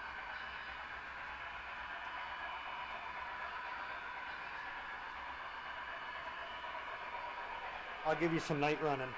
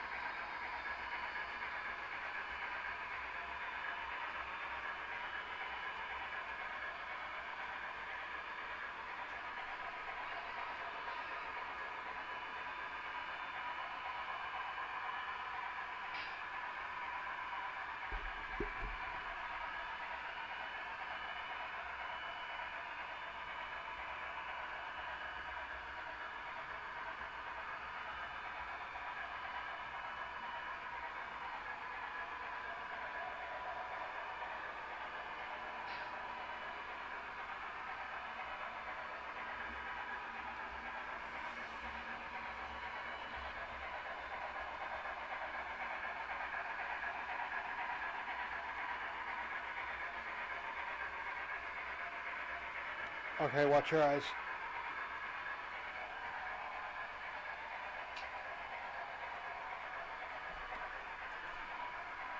I can't wait until I get the turntable in with the roundhouse and all the different buildings so I can light them. Oh, it's going to look awesome.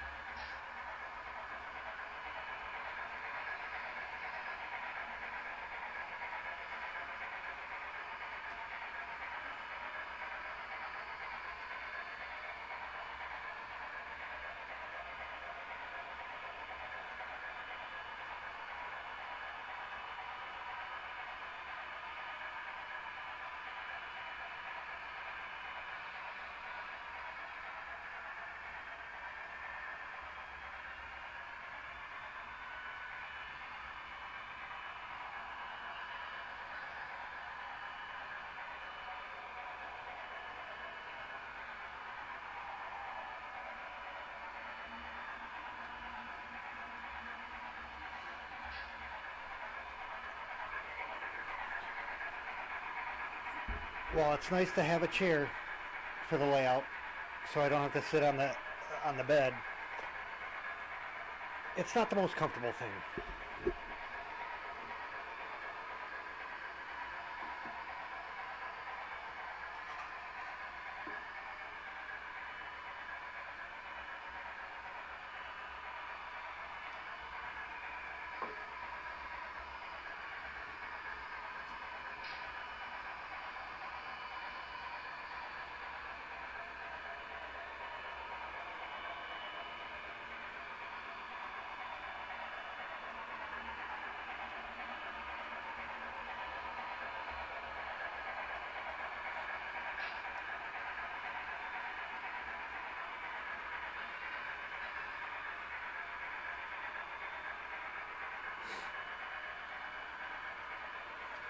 So the other night, I fell into the trap. I did. I fell it. I ended up packing up all the locomotives and the cars and everything, because they were like, "Oh yeah, the finger of God's coming," and I didn't think it was coming because I didn't feel it coming. But just to be on the safe side, I did it anyway. So when I was putting everything back on, I flipped the GS4 over, and it comes with a long shank coupler in the front on the locomotive, and in the box it comes with a short shank and a dummy. So I ended up taking the long shank off and putting the short shank on the front.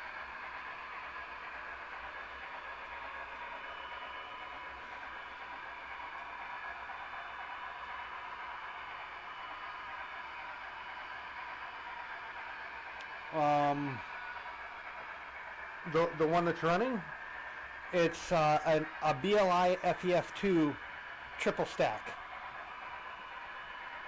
number 831.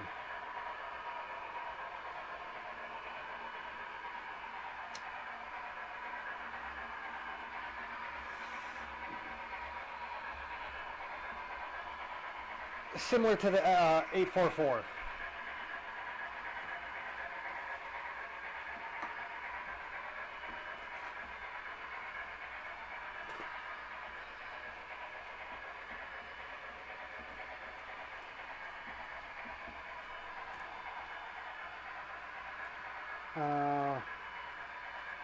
To get more down and dirty, it was built in 1939 by Elco. Its serial number is 69172, or was. In 1945/46, it was converted from coal to oil.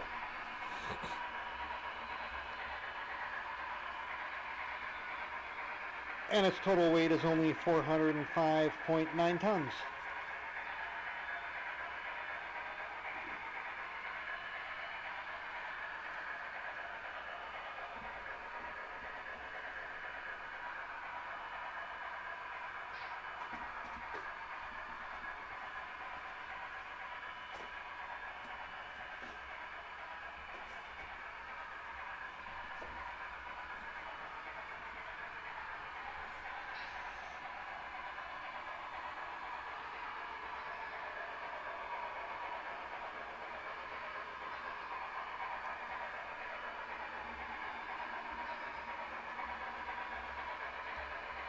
And I just realized you can't even see the GS4 from the camera. The yard tower is blocking it.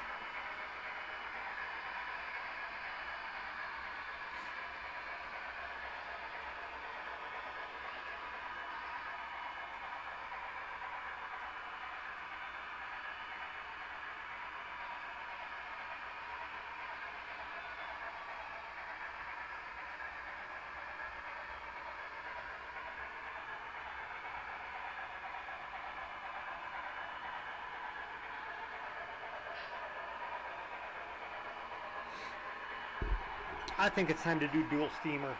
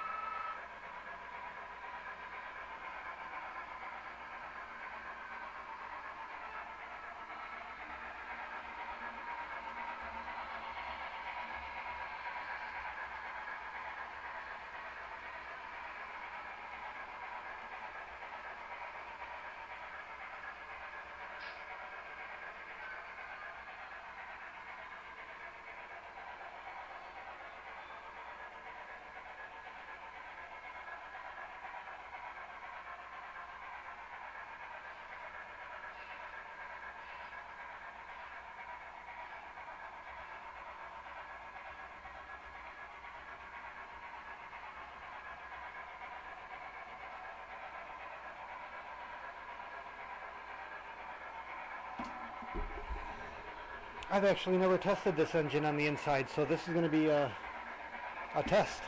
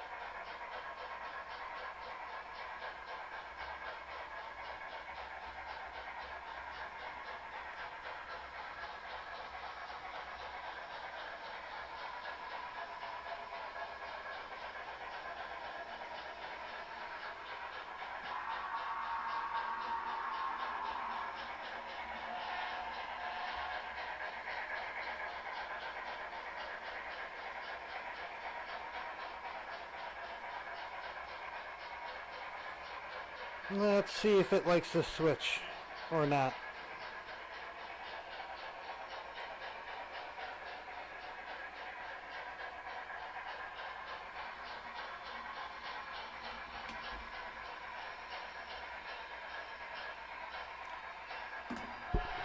It just don't like it.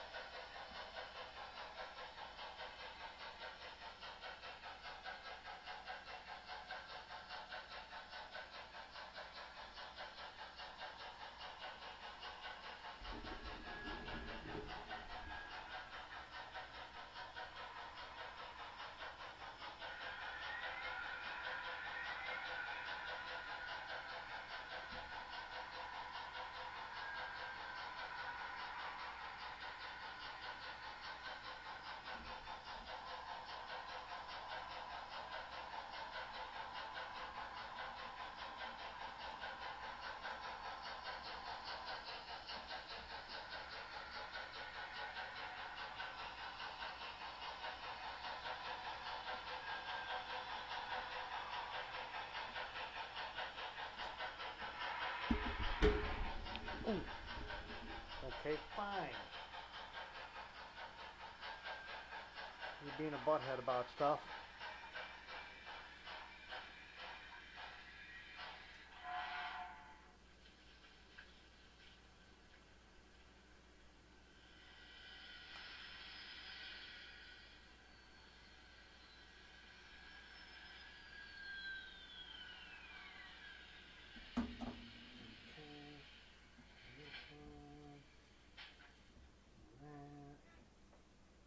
Second.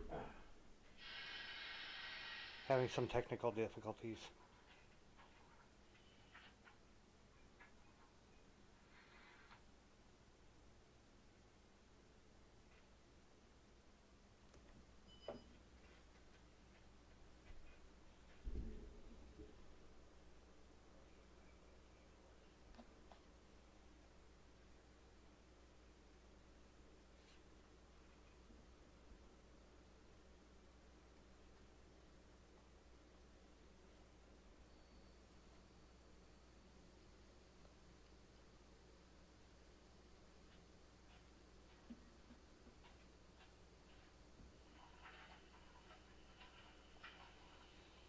There we go.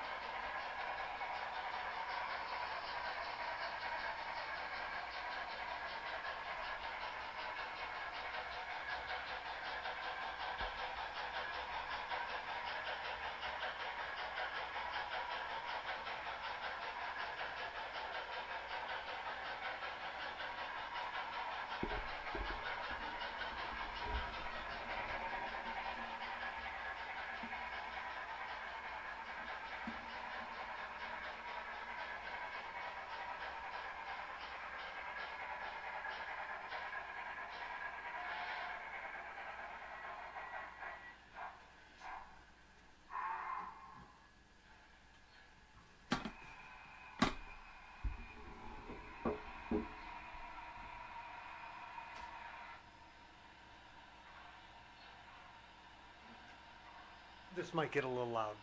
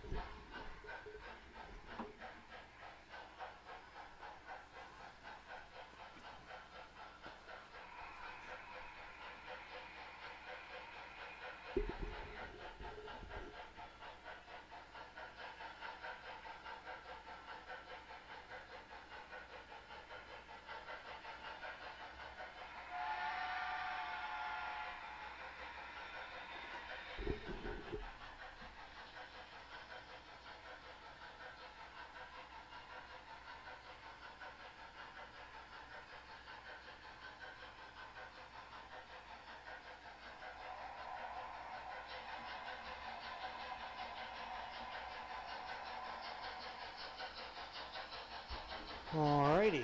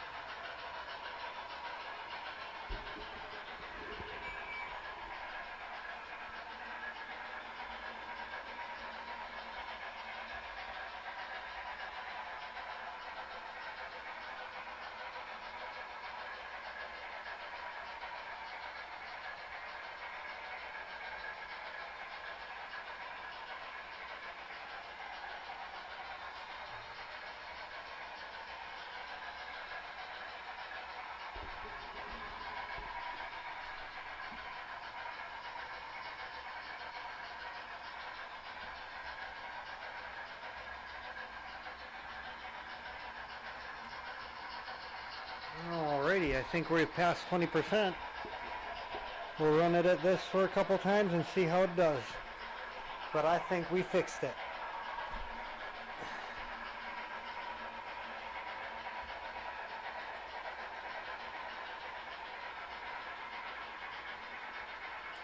Kato. Kato track, nothing but the best. It's like real tomato ketchup, Clark.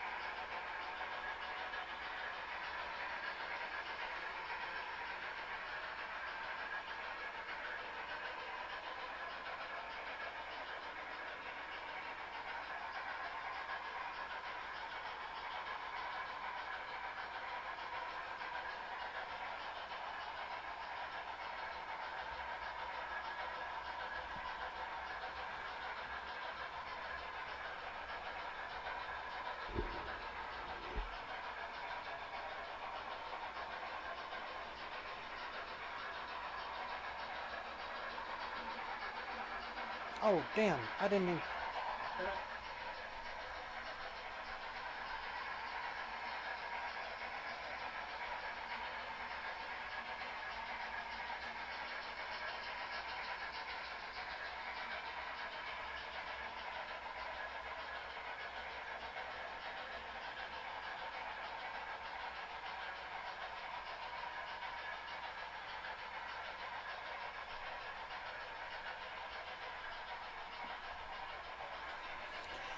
Damn it, Bobby, what the hell?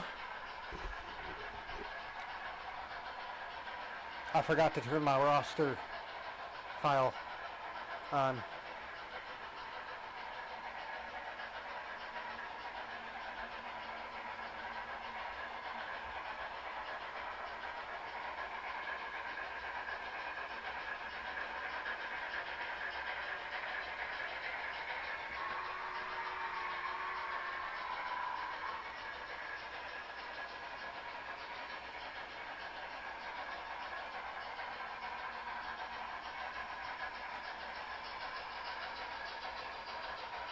Okay. So the GS4 seems to be running good on the switch now. It was always a little finicky on this one switch.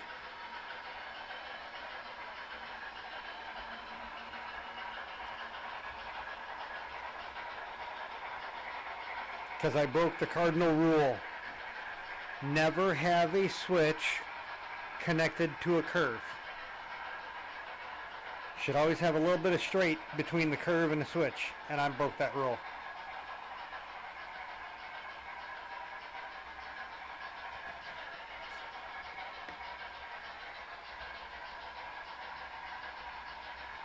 Do I have to break that rule? Well, I couldn't do it on all of them.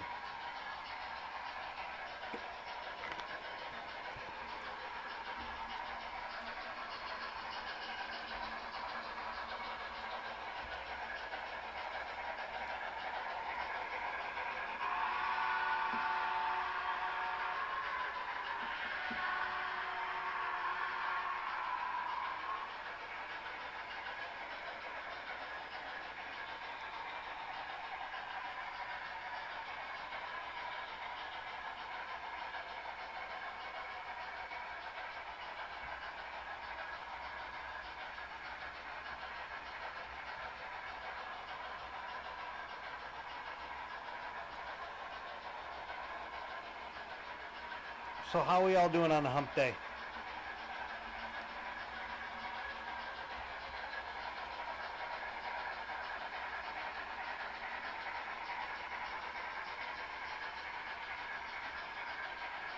I want to get a hold of BLI and put them in a room and tell them how to really make a good engine. So the FEF, beautiful. The GS4, beautiful. The GS4 has lighted marker lights on the tender. The FEF does not. But it does have a different light. So I wonder if that's where if they only have so many lights or something. But I would love to see the marker lights on the FEF lit. Even though it has an emergency light that the GS4 does not.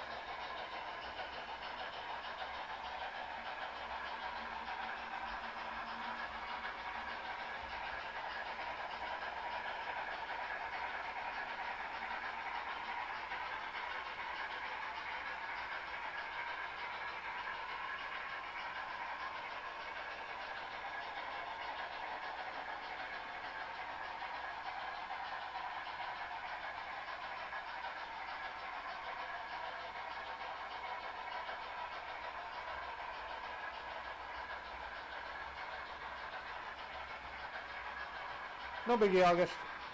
Hey, If you got trains to run, there is no reason to be watching me. Because I'm sure we'd all rather be running our own trains than watching someone else run trains. Which is why I'm running trains.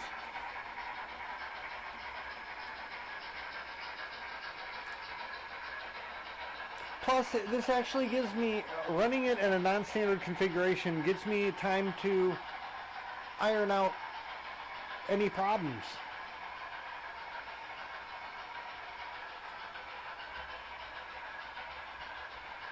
Which, there was only one and I fixed it, it seems like.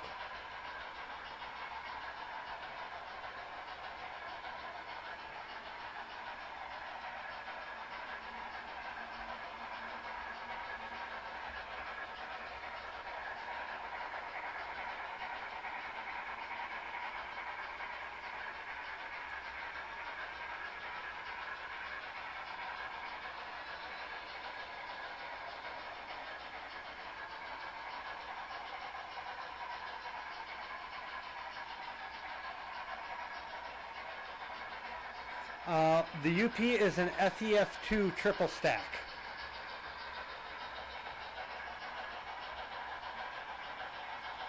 Number 831.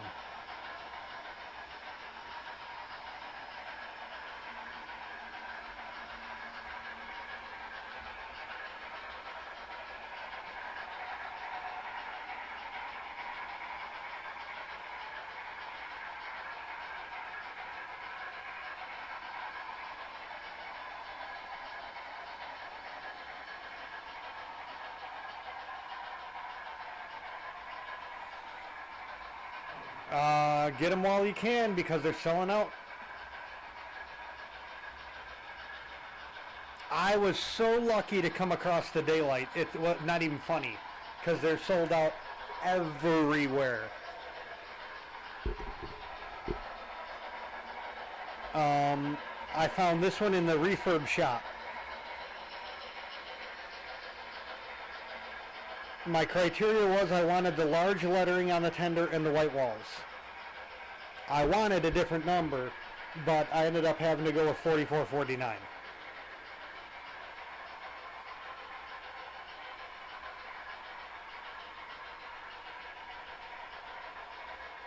I just go by what's displayed. It's so much easier that way.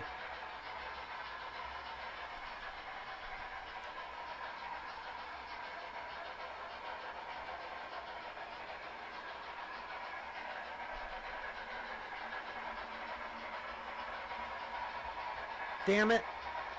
I missed it again.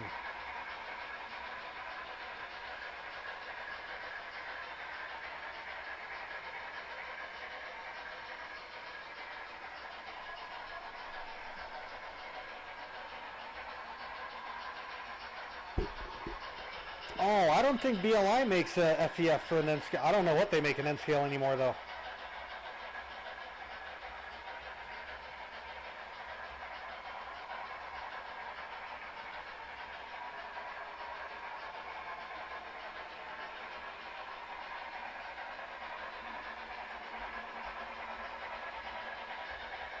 All good.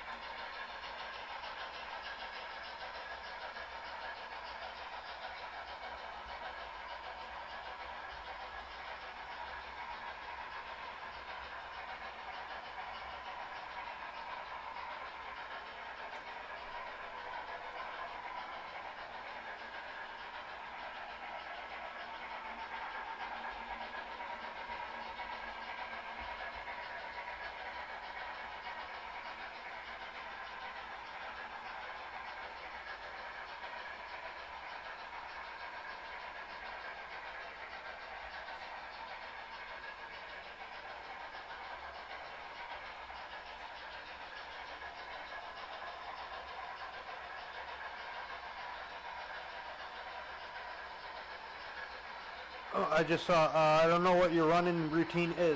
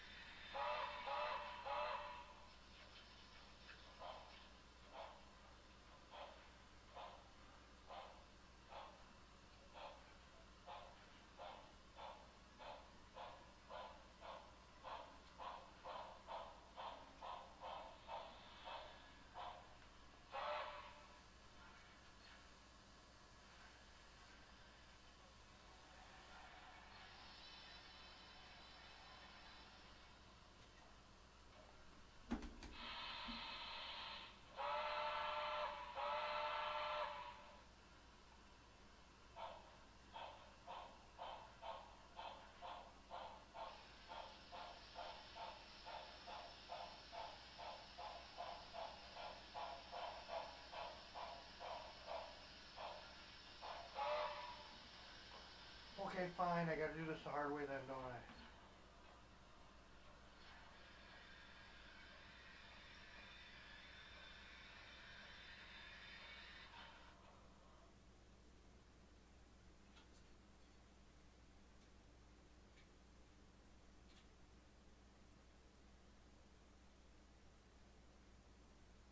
Oh, I see the problem.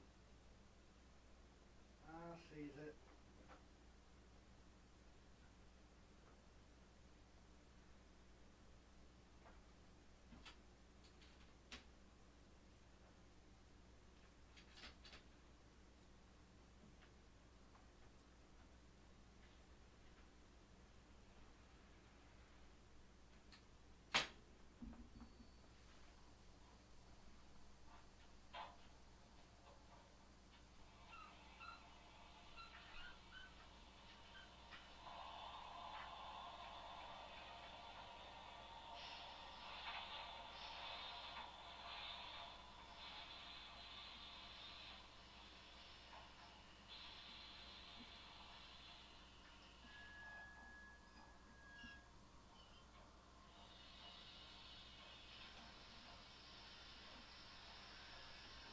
Okay, fine.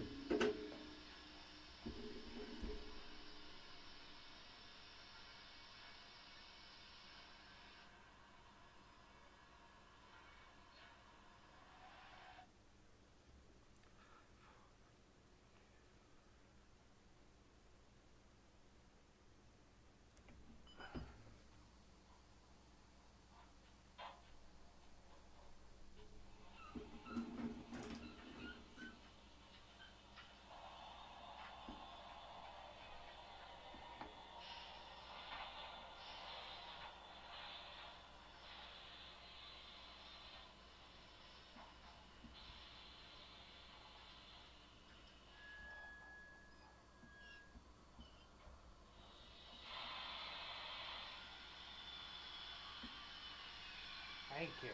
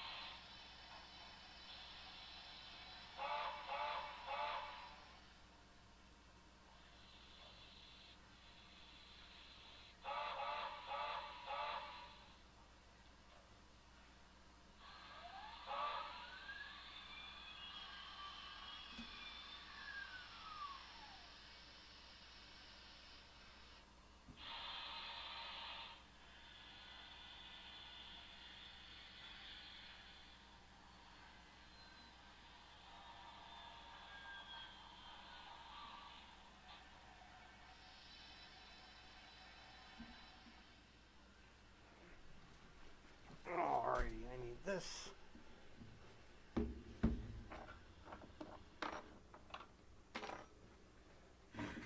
And this.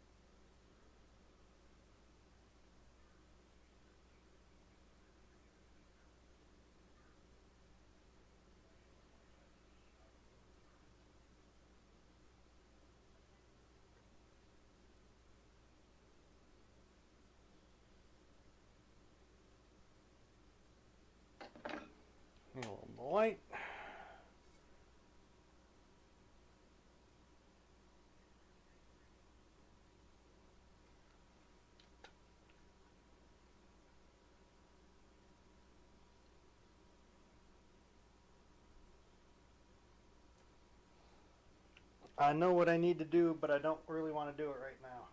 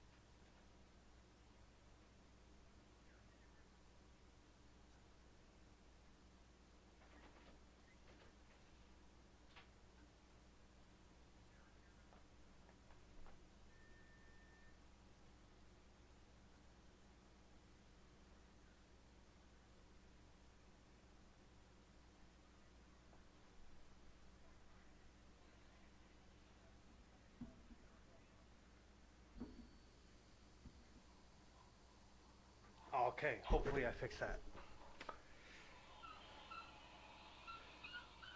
I need to replace the traction tire, I think.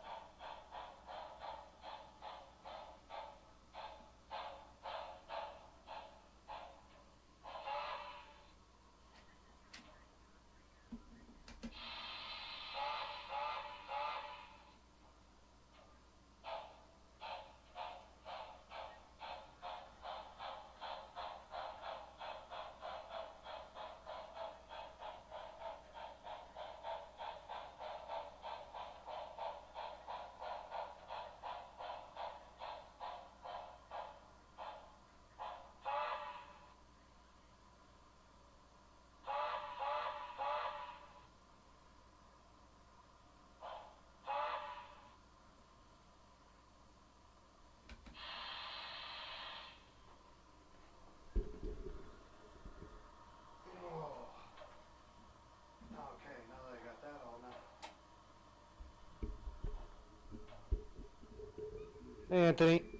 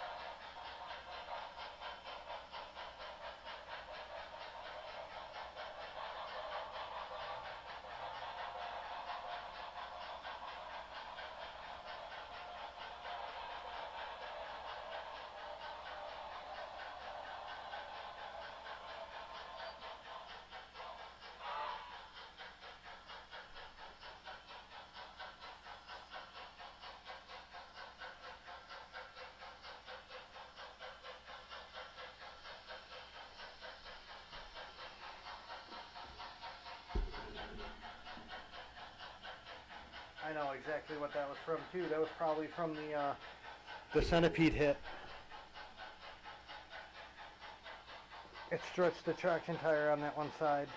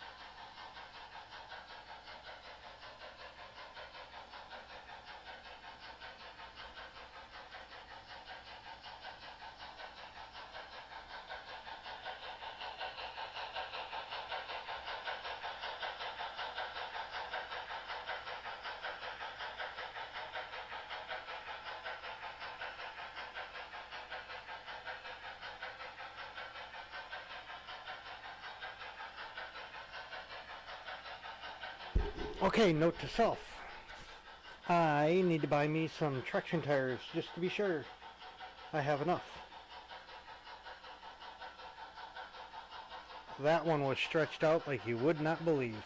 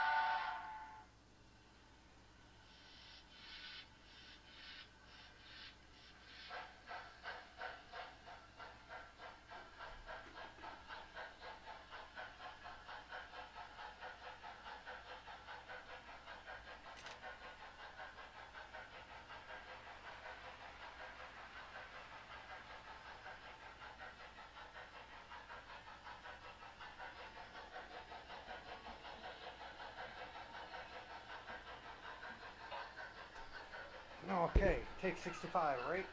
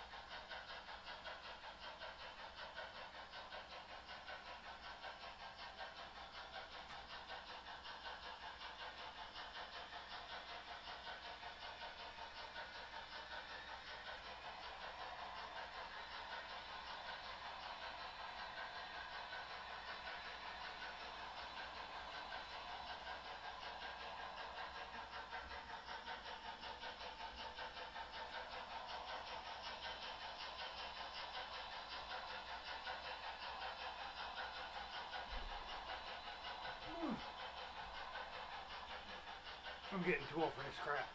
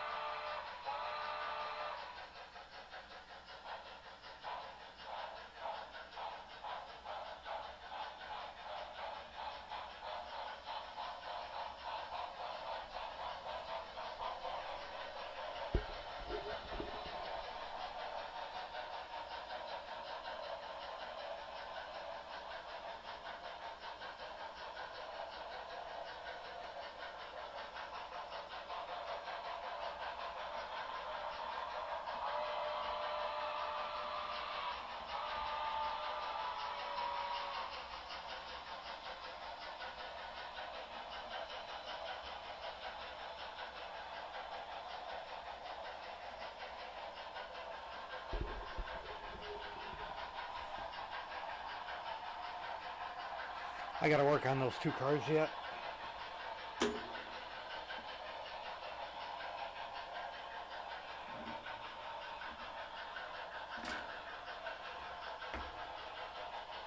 Those trucks were originally on the baggage cars, but they stuck out too much for my liking.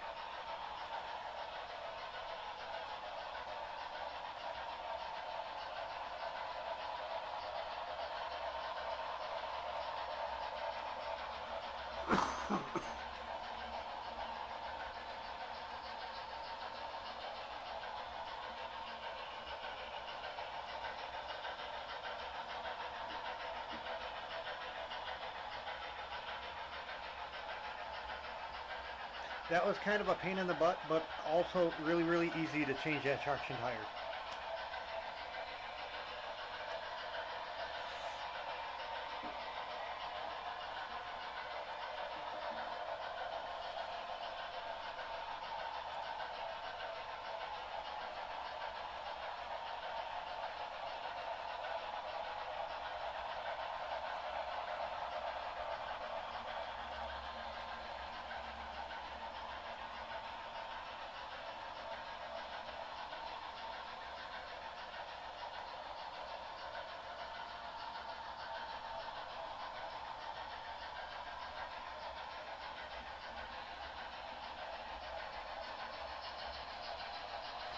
So should we see if we it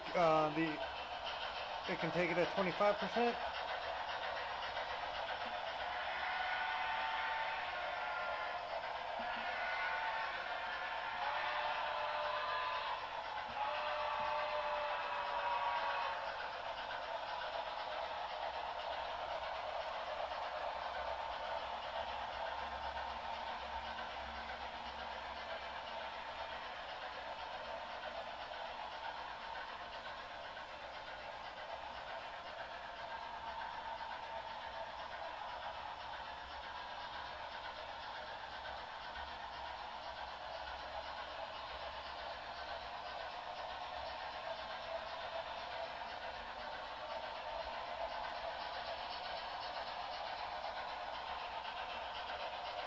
We seem to be cooking with fire now.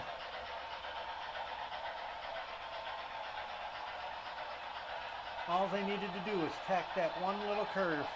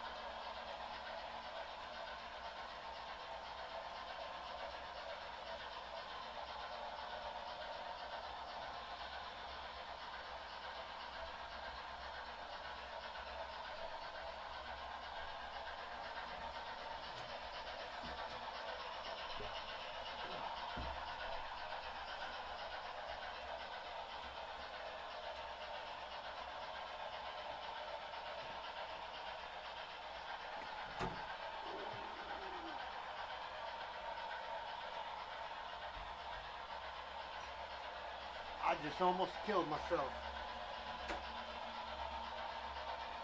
Damn it.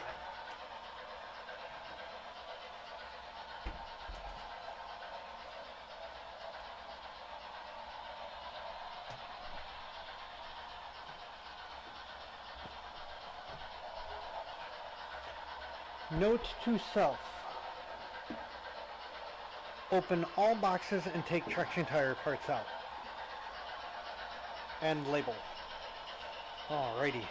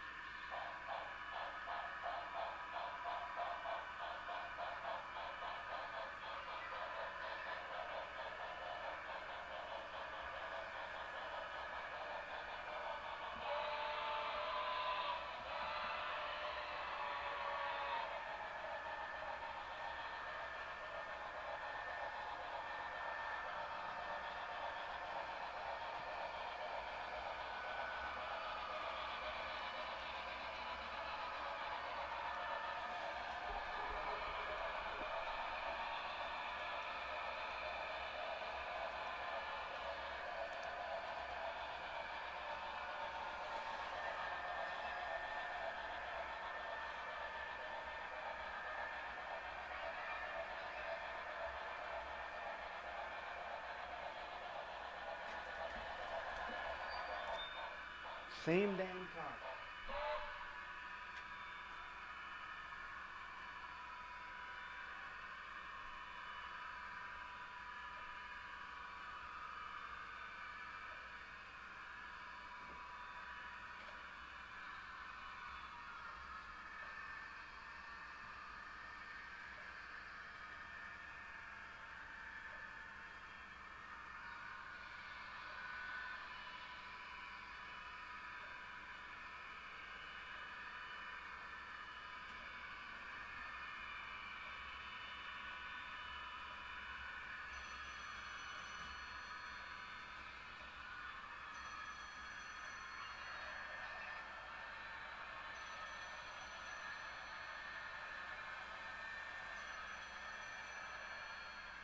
Someone has balls to be calling me right now.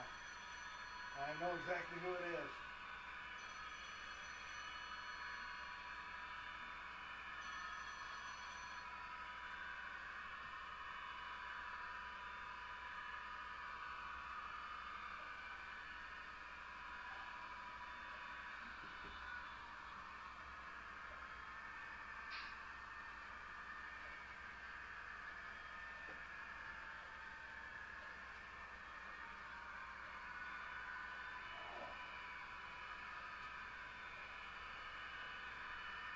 Oh, I'm getting too old for this.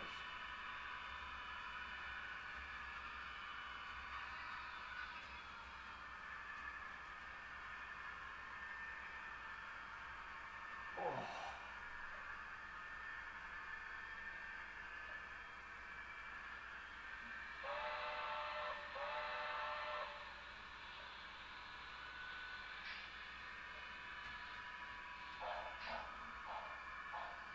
Oh, US hat.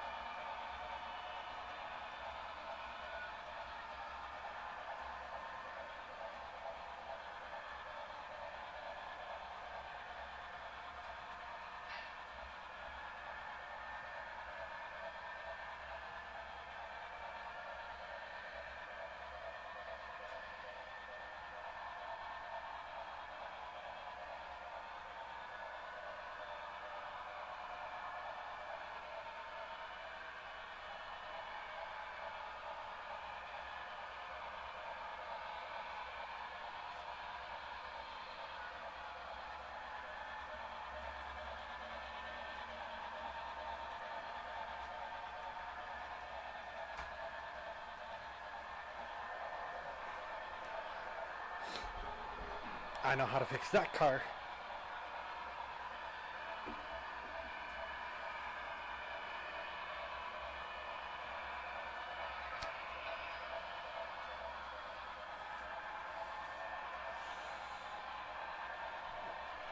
Not sure if I said hi to you, Anthony, if you're still here. I think I did.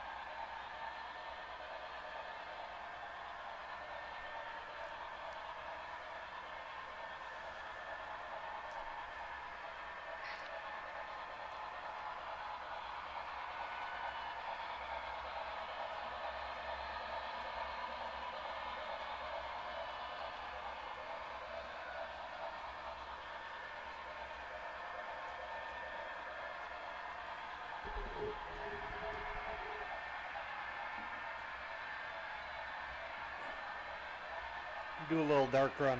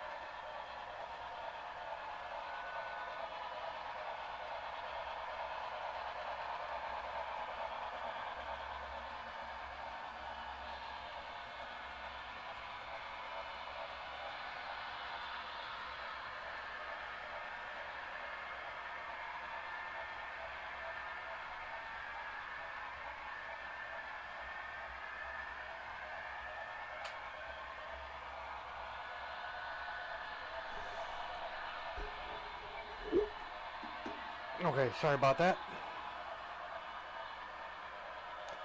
I had to go shoot off an email to BLI.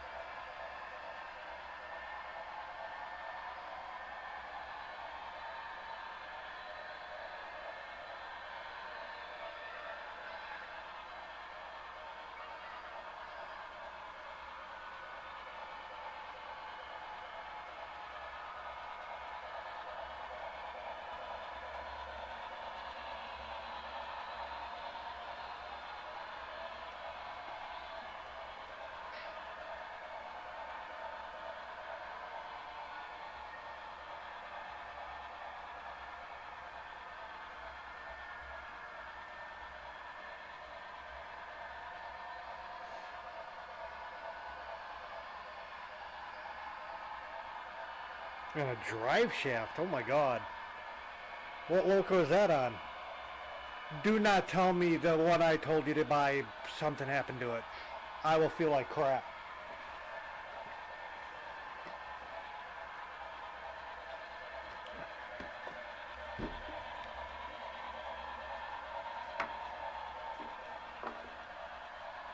Do I have to go hunt down Rocco?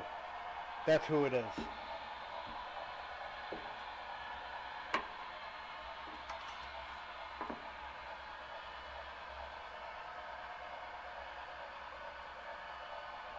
Oh, Railjet?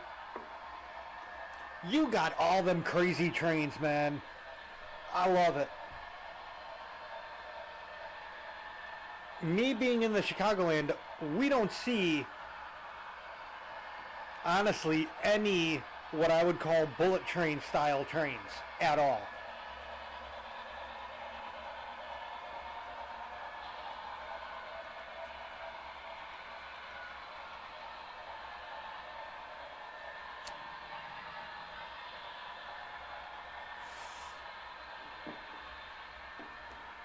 I do have to admit, BLI, because I just changed the traction tire, it was really easy. The tool they gave you fit perfectly. It has a magnet in there to hold the nut in to when you're going to put it back. It's great. I love it. It made it really easy. I thought I was going to have to crack open the micro socket set.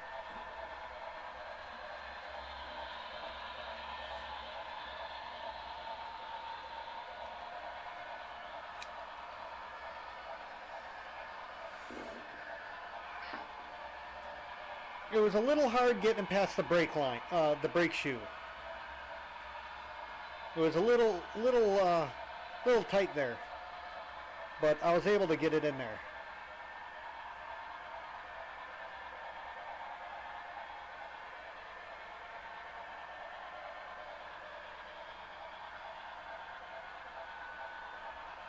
I just fired off an email asking, are the traction tires on the FEF, the GS4, and the Blue Goose all the same size?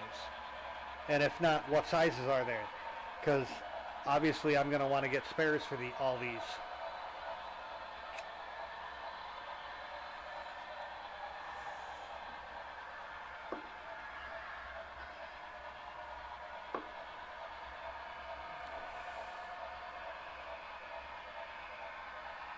What do you want, you annoying dog, you? What do you want? What? Well, you gonna say hi? Are you gonna say hi? Say hi. Yeah. Well, he's giving me that he needs to go out look, so I'll be right back.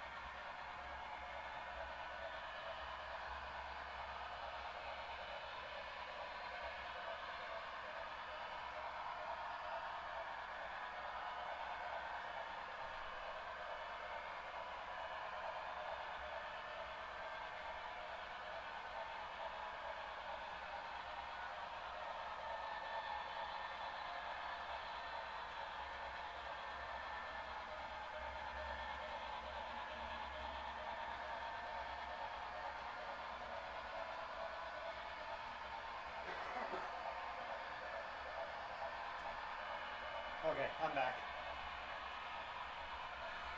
Oh. He is a pain in my butt. He really is.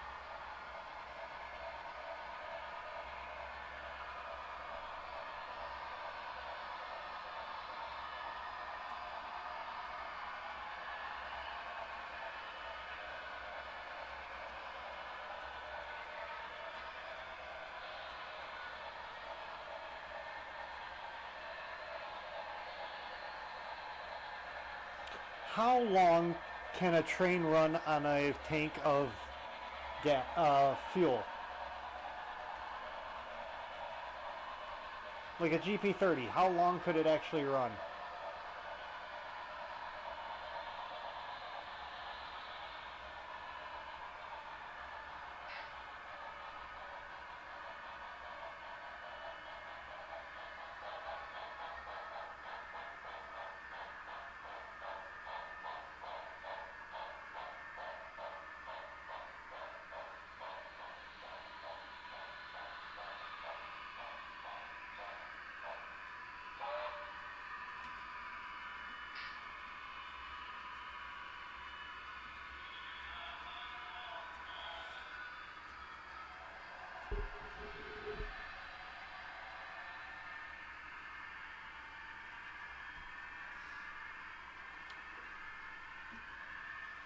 There has to be some train nerd out there that would know.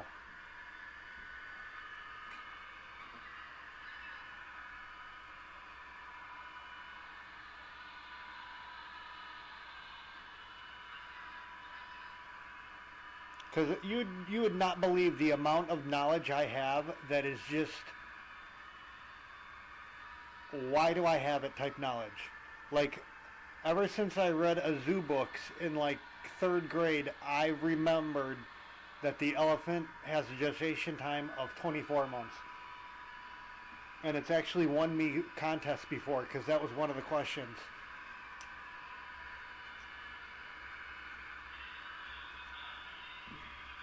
I'm a cornucopia of worthless knowledge, man.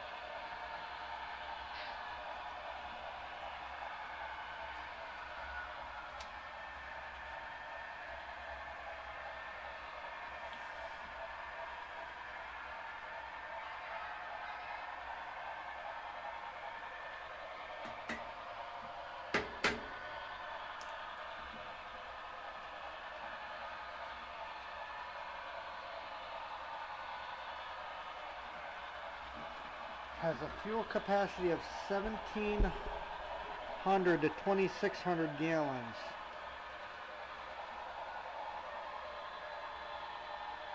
Terrain, oh yeah, could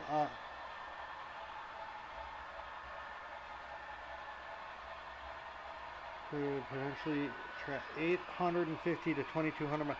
Well, what would designate the 17 to 26? Like, how would you? Is that an external difference that you can actually see? Like this GP30, would this be... I mean, could you tell from a gas tank?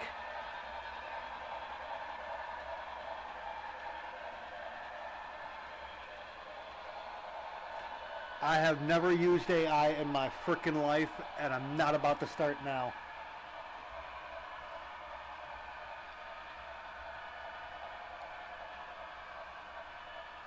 I am very anti-AI. I never even used Paperclip. Mr. Paperclip? Ah, get the hell off my desktop there, buddy.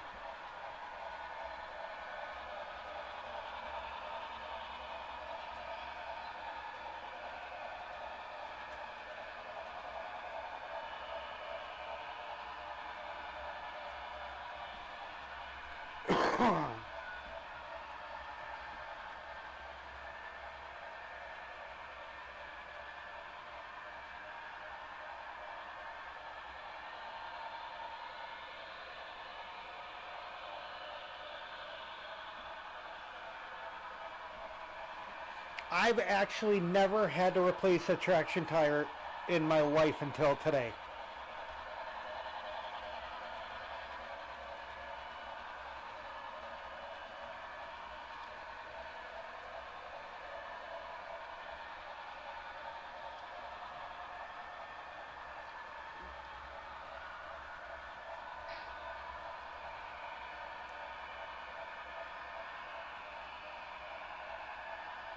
Actually, I lied. I did it on N scale. Probably the Kato FEF 844.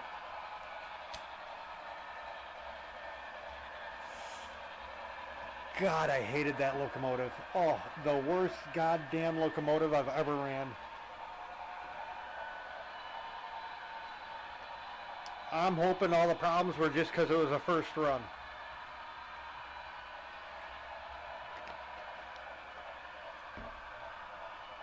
Because I remember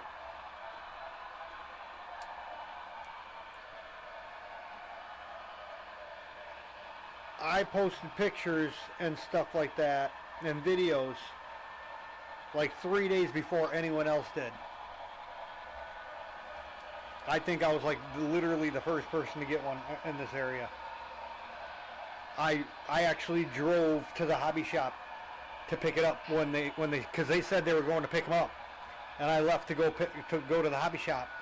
We ended up meeting. They got back just as I was getting there.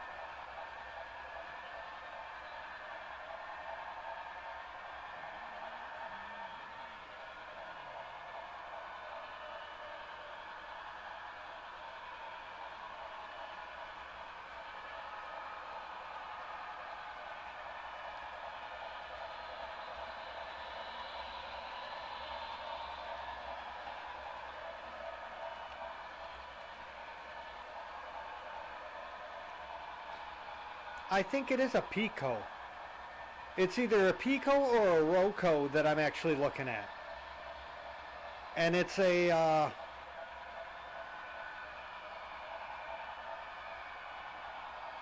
I can't remember what it's called. It's really weird looking. It looks like a boxy E-unit, and the cab is on top, not in the front. It's like an extra... It almost looks more like a ship construction. Union Pacific and Rio Grande had them. ML something or other. I can't remember the name. I know the engine.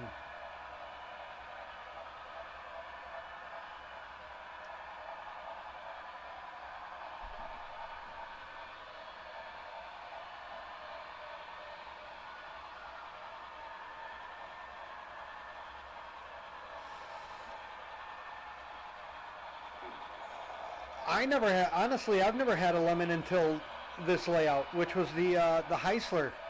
I was very disappointed in that Hornby Rivarossi Heisler. The one I had back in the 90s made by Rivarossi was so much better. Oh my God. sounded like a box of rocks in a washing machine. Loud, loud. Like sound, it would override the sound. It was that loud.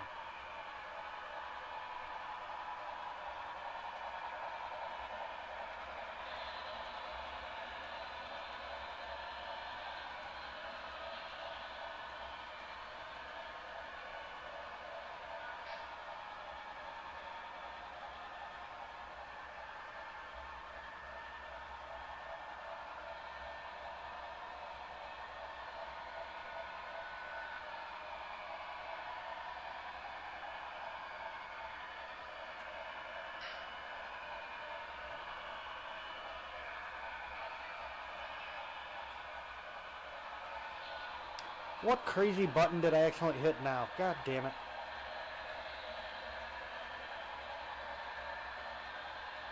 Somehow I turned off the number boards.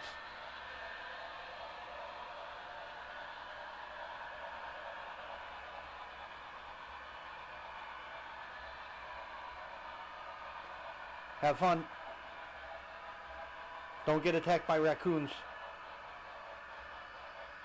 Vicious ass motherfuckers.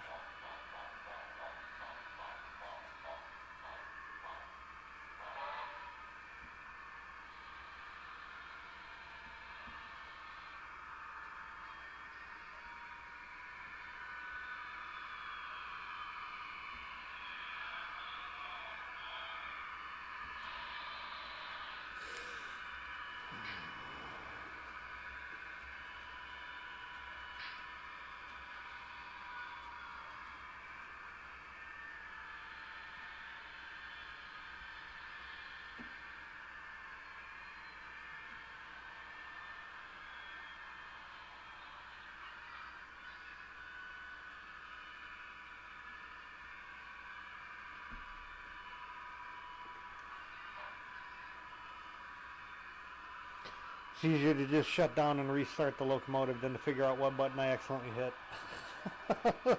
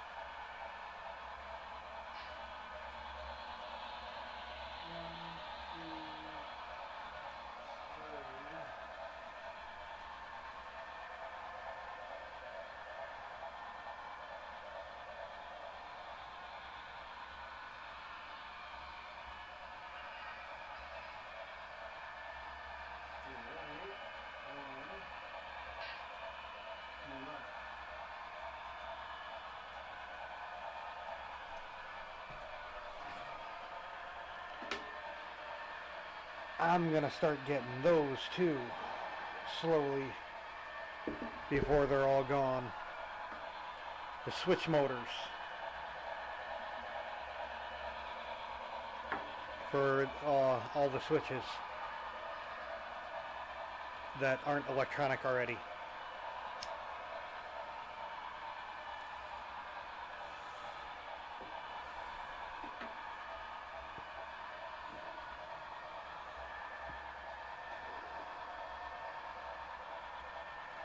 I definitely need one for a right hand.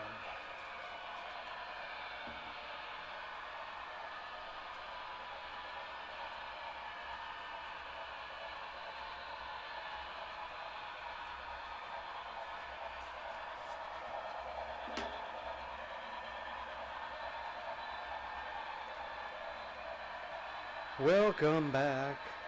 Welcome back, welcome back, welcome back.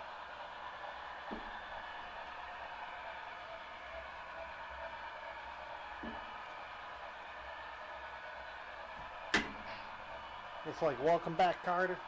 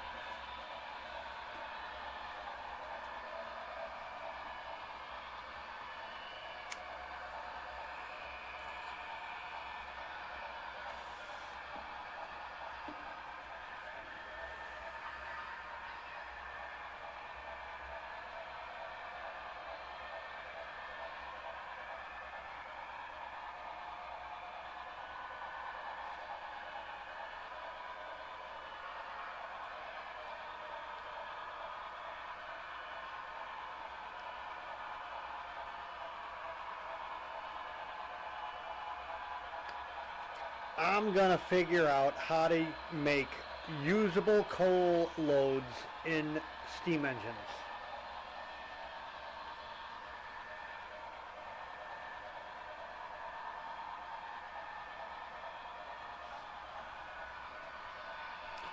I think that's what the hobby needs. What else can be more realistic than your coal being used up in your steam engine?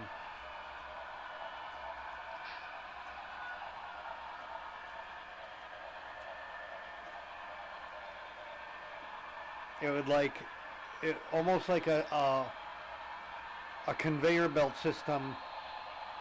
Take it solely out of where it gets put in the tender and put it back into the back of the tender.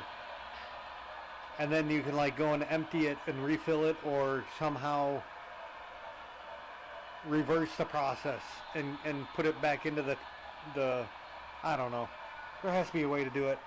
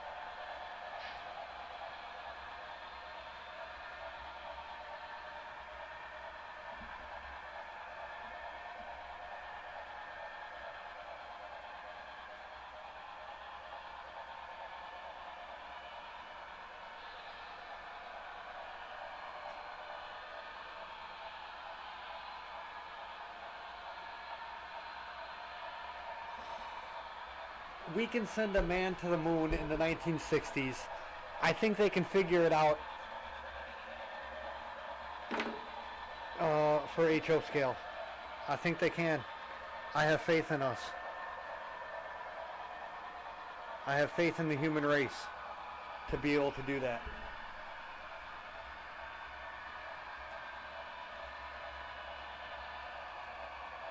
I mean, technically, you could use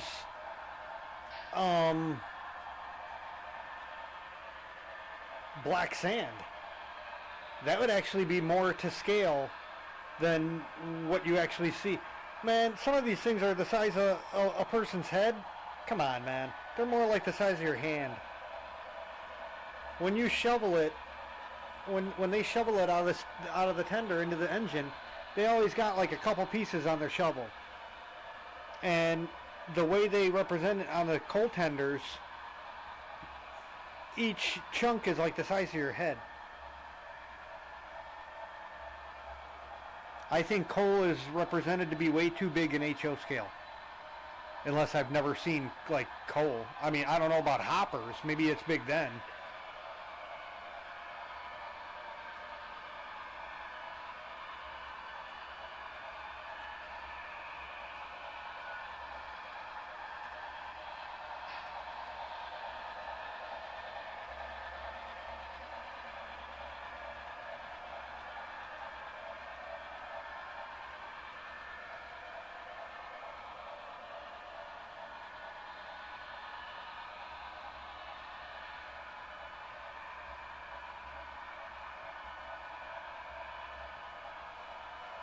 Like, honestly, the coal load for HO would be great for O, I think.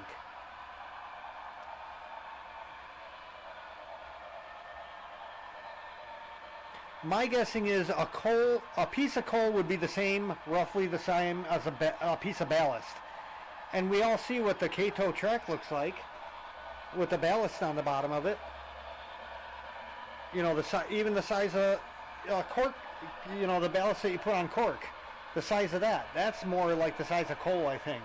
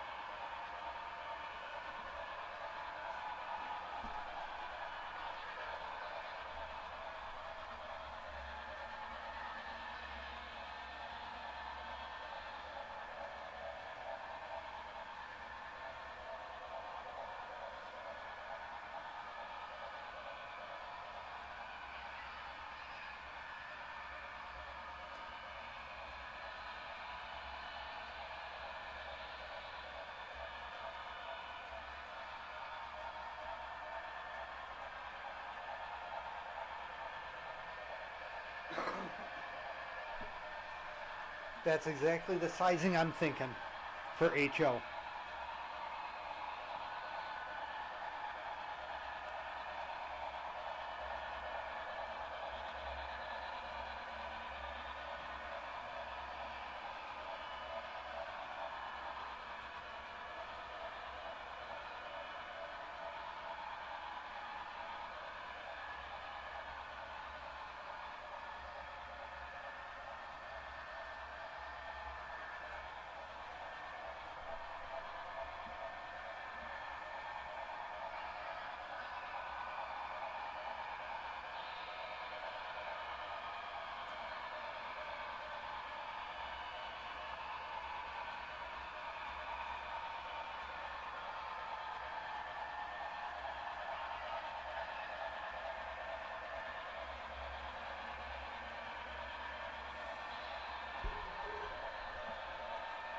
I think I'm going to call it here.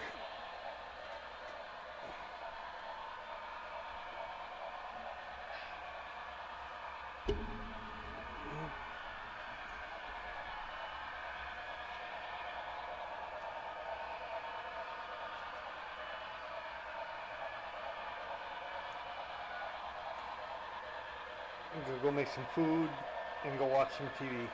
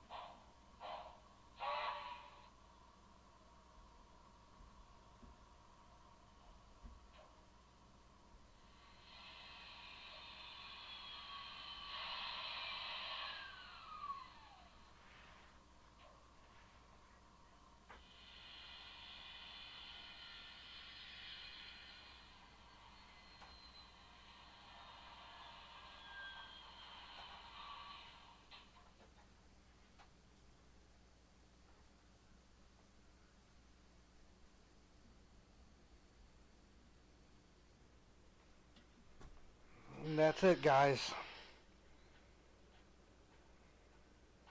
Have fun. I'll be back another day. I'm gonna go and eat and yeah, watch the rookie.